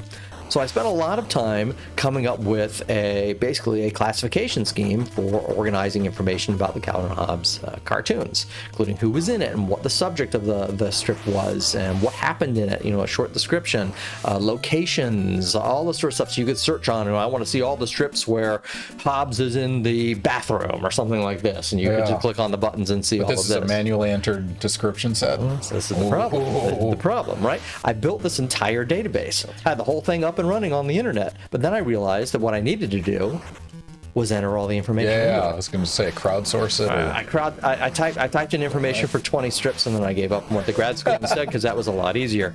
But now with generative AI, describe this comic. Yeah, and actually that works pretty well. Yeah. But it turned out didn't need to, because at some point, if you search now online, you're going to find a wonderful Calvin and Hobbes search engine by somebody named Mike Ying, something like that. And what he did was he discovered one day that somebody had uploaded the entire Calvin and Hobbes he took your transcript to scribed, right? Just the entire thing, typed up every single strip. And in fact, what they did on Scribed was they typed up the dialogue and a description. And somebody must have crowdsourced this, because I can't imagine somebody did this manually. And so this guy took this thing, that's it right there. Yeah. So all of that text there is from this anonymous document that was uploaded to Scribed. And if you read his about page or wherever, down at the bottom maybe, he credits this person, and in fact he even has a guess as to who it might be. There it is, right down there. Wow. Yeah, the credits Scribed there, right? Wow.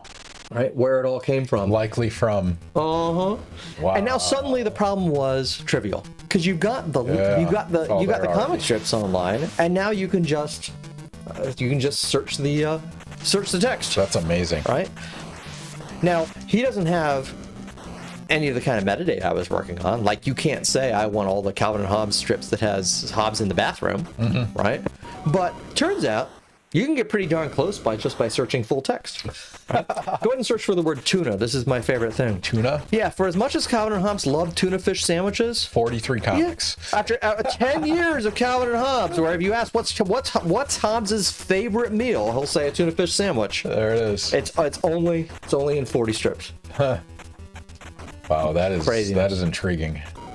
How many comic strips total? Do you have a rough idea? 10 years worth. 10 years worth? Yeah. 10 years worth of weekly comics? Yeah. Oh, daily. Or the daily comics? Daily comics. Yeah. That is so much content to generate. Sure. As an artist, that is incredible. But of course, also, I mean, compared to comic strips that have been around for 60 years or 80 years, right? But they have an army of people writing it, and this was just Bill Watterson. Yeah. Right? No, that is profound. Who famously, let me just point out this out for the audience, famously never licensed anything.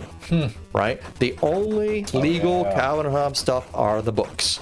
So if you see any Calvin and Hobbes pictures or stickers or anything like that, that's all illegal. Yeah. Bumper stickers where Calvin is peeing on Ford. All illegal. Also dumb as hell, but so it goes. And if you read some of the stuff that I don't know where I'm supposed to go in this. Go right. Yep. Right. Go right. If you read some of the stuff that Bill Watterson wrote about this. It's kind of interesting. Apparently, people were just showing up in his house with like checks for $5 million and say, "Just sign this so we can put Calvin Hobbes on and he coffee mugs," and he just turned them down.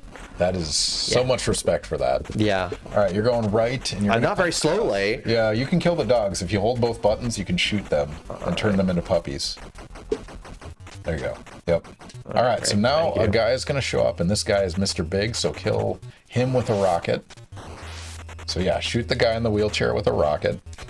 You murdered chickens earlier. You must have no problem with this. The chickens give you health. You can kill them and eat them. Where'd he go? We're going to stay over here, shoot the things on the screen, and he'll come back. So shoot the brown guys, and then a couple blue guys will show up. So my unique contribution to the game and why I was the world record holder for a certain period of time is I figured out a glitch on this boss where if you scroll him off screen, the card, like, he regenerates much more quickly. And I did it literally through graphing the time of respawn. Versus, what do I... Yeah. Where'd I go? Where'd he go? These monks are very violent. I don't think they're monks. I think they're trench coat flashers, maybe. Yeah, I'm a little concerned about them too. So you're gonna do that again 2 more times. What? And you're gonna pick up a gold card. All right. But don't worry, this is the first phase of the last boss. So rocket, wheelchair guy. The tap A little lighter on the tap. What's interesting is if you don't shoot a bullet, go back this way, he only spawns near the end. All right. So you can see his photo there. Somewhere around there is when he starts to spawn. Gotcha. But yeah, we have about 10 minutes left. You guys have any questions for Paul Marty? The last minutes you can ask them. He's an expert in museum informatics as well as technology and society and the interactions between them, both the positive and negative effects of those interactions, and also the unknown effects that we're still trying to study and understand. So he's happy to answer any questions on that. Also, if people have suggestions on who we should raid as the stream ends, please let us know. If there's any educational ski reamers hanging out, somebody we should raid, somebody we should check out what they're up to, yeah, let us know. Well, there we go. That's number 2. So kill the dogs. They killed me. Cuddle Puppy suggested we should raid the Lost Ark. Oh yeah, absolutely. It came full circle, Cuddle Puppy. 3 hours later, you earned that one. Congratulations. All right. All right, nice. Now what do I do? Now that will decompose into a gold card. I'm not sure how that works, but it goes, and then you're going to go out that door right there. And so the next boss you're going to come across, Nerduino. Yes, that's a misadventure. That is a great suggestion. So this boss, you're going to go to the top of the screen and stay at the top. All right. You're going to have to jump, and on the way down, you're going to release a rocket, and it's going to hit him in the hat. So top of the screen, and then you're going to jump, rocket on the way down, and it has to hit him in the hat. I see. That was pretty close. All right, so run away from him, turn back, jump, rocket in the hat, and you have plenty of room on the right side you can go. Hang on, rocket in the hat. I gotta get around the way of this guy. Come on. So yeah, go right. If you keep jumping, you can kind of get away from him, Yeah, or take your let him iframes. kill me here. Yep. Oh wait. All right, hang on. Yep. Get some distance. Nope. Yeah. Hang on. I'm going back the other way. Yeah, I would get him on the Yep. You get good distance away. Turn back. Yep. All right, hang on. I forgot you got a double hit B to jump, right? If it had 4 buttons, this would be easy. But they decided to do it with Who said that? But no. The arcade. This is one of the games that contributed to the rating system. So the congressional hearing on violence. It was like this and Mortal Kombat and a few other ones that were keys because this showed a lot of violence and blood and things. At least the arcade version. The NES toned it down quite a bit. Yeah, that was pretty close. So I'd recommend don't press the button as hard, because then it lengthens the contact time of the electrode, basically. Right. So jump and then Matt, quick tap on the edge. What didn't I ask you that I should? We got the TV show question right. Oh, let's go with unlimited budget, no moral qualms. What would you do? So usually that would be an experiment, build a world's biggest particle accelerator. For you, what does that look like? That would be fun. Like, what would you solve? What would you try? That's a great question. I don't have a good answer to that, but I think the ethical things. So let's start there. Well, because what I'm interested in is how people use technology and how people think about technology, right? So it's hard it's hard to spy on people because it's, you know, ethically we don't want to spy on people, right? So I think answer to that is that there are all kinds of questions that we could ask about how people use technology in their daily lives that we... Oh, there you go. You got his glasses off. Okay, now just shoot him in the face. You don't have to jump anymore. Just rockets to the face. Yep. One more rocket should reveal the next phase. Or maybe a couple more. There we go. Okay, now you're going to walk away from him again. You're going to stay in this range here and shoot bullets back at the skeleton and move up and down while you're shooting bullets. Right. So hold it. Not rockets. Hold the button. Hold the shoot button. Yep. See that? The vertebrae went away. So you're going to walk away, move up and down, do that again and again. All right. Sorry, unlimited budget. Tracking people is your answer. Well, because there's a lot of things that we want to know how people use technology in their everyday lives that if you ask them, they're not going to tell you the truth. Yeah. Right? So if we really want to understand human behavior, then I think we have to spy on people a lot more than would be ethical. Yeah. But there are things that I think we could do that would not necessarily be too much of an invasion of privacy. Down in this range. You know, for example, one of the things that I've always wanted to do is study traffic patterns. Move down this way. Oh, wait, hang on. Because you're too high, you can't actually shoot him. Yep. All right, hang on. Okay, so I used to say that I would like to have. There we go. Go right. If we can install tracking devices on everybody who goes into a museum, right? We could follow traffic patterns, understand better how people are interacting with the exhibits. Funny thing is, people are actually studying that now, using everybody's phones, right? And the way they get around the ethics there that card is that they anonymize it, right? So but they have to actually identify the phone, like the MAC address on the phone or something like that, so that they're not tracking the wrong person, right? I mean, but a certain amount of this is done right now in like shopping malls and stores with facial recognition, and I mean, is that morally... And you could do that too. It starts getting a little ethically concerned as far as I'm concerned. So the example I was thinking about from the museum, was that's a terrible score. The example I was thinking about from the museum was a really neat study done not too long ago at the Cleveland Museum of Art, where they tracked everybody's cell phones who came in to see where they went, which exhibits prompted them to go to other exhibits, and this kind of thing. One of the things that they learned from this tracking study that they did not know was that there's a significant percentage of people that walk into the Cleveland Museum of Art, use the bathroom, and then leave. Right? That's amazing. And this was new knowledge for them, so they were able to use that information to put signage in the bathroom about the museum exhibits, right, and things like this, because now they understand more about the human behavior.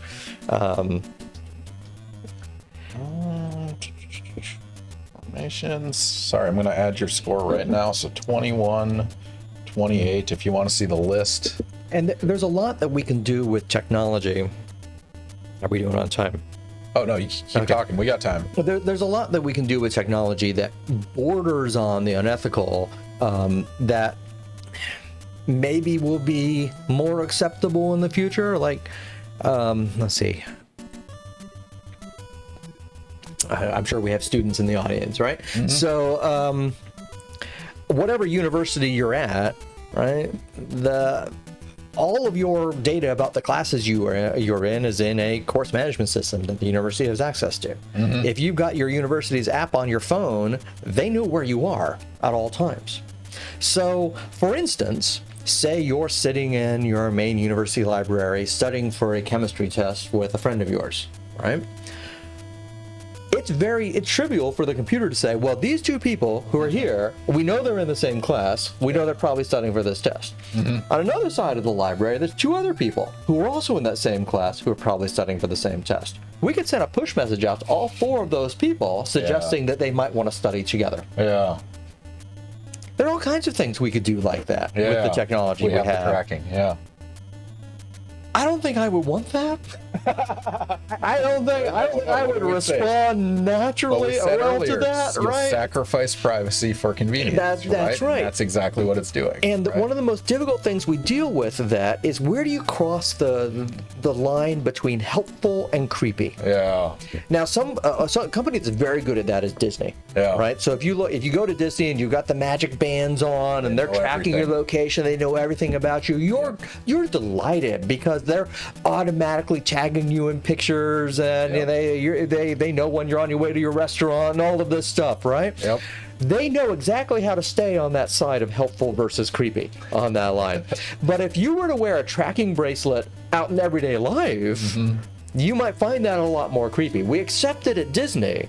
I mean, but the creepy lineman's shifting over time. Oh, that's you the go problem. back to 1980s and do that at Disney, you're creeped. And once it changes, it never goes back, yeah, right? Exactly. So every year we get a little bit more accepting about giving away our personal privacy in exchange for convenience.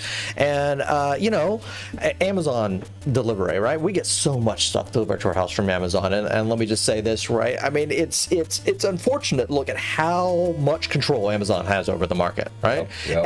And there's a lot of people like, well, we should stop buying things from Amazon, and I would if I could, but it's so convenient, it's just right? easier, right? I mean, there was a time when I would have to get into the car and drive to a store like Target to buy toilet paper. Yeah. Now, we just tell Amazon how much toilet paper we use for a family of 4, and once a month, the correct amount of toilet paper shows up on our front porch, delivered by UPS, as God intended, for less money than it would cost me to go to the store and buy it myself. And the best part about that is they're like, oh, we noticed you were traveling for a week. You need this less amount of toilet paper. That's exactly right.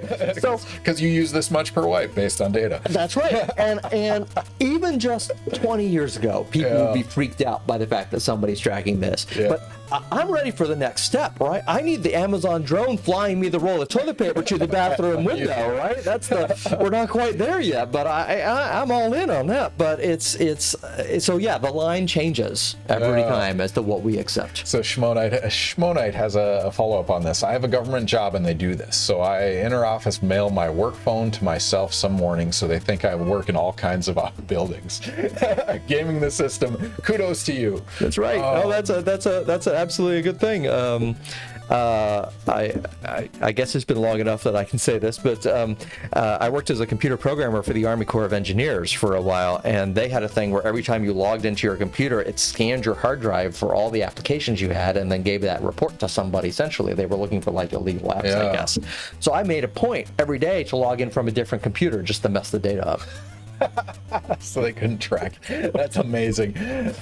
All right. Well, we crossed the 11 o'clock mark. Paul, congratulations. We played some Plants vs. Zombies. We got to play some Fortnite. You absolutely destroyed those bots. They didn't stand a chance. Feels great. You also won the war on drugs, but it's been a pleasure talking. I mean, we've covered a lot of topics. We've answered a whole lot of questions. It's been an amazing journey to go about.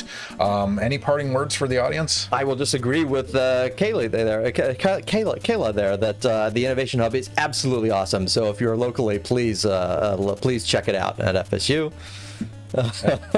Any words of advice for people living in the information age? Keep an eye on your privacy. I fear that the ship has sailed, but we are giving up more information about ourselves every day. And believe you me, I'm not a Luddite. I don't want to turn back the clock. I am more than happy to trade privacy for convenience every day, but at least be aware that you're making that call. So, All right, awesome. So thank you all for joining us. It's been a while. It's good to be back to streaming. We have streams every other week scheduled till May 15th is actually our last one. So we have 8 more streams going up. Coming back, next guest, that's wrong. Today is January 24th. I think it's February 7th, 2 weeks from now. Dr. Justin Riddle, who's in the psychology department. He does cognitive control, electrophysiology, transcranial electric and magnetic stimulation, using things like functional MRIs, but also electronic stimulus to try to influence thought thoughts and behaviors, next generation Google technology, so you can actually be told what to buy rather than be advertised subliminally.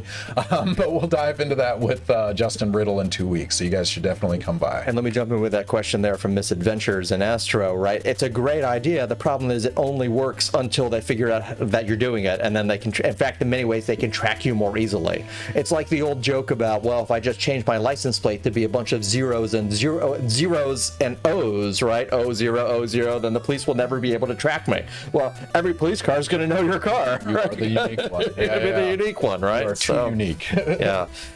If we all do it, maybe, but yeah. I love that. Cognitive control because people kept calling him the Riddler. Cuddle Puppy, join us in 2 weeks and ask Justin that question. I'm sure he's got it before, but we'll see. All right. Well, thank you, everybody. I really appreciate this. This was a lot of fun. Yeah, it was a lot of fun. Stick around. We're going to raid somebody educational streamer related, probably Nerdwino, so stick around for that. But it's always a pleasure. You guys have awesome questions. It really makes our journey worthwhile, and we get to think about things we don't typically think about and discuss them from multiple perspectives. So we really appreciate it. So thank you again for joining us on Ask a Scientist Gaming, and we'll see you guys again in 2 weeks.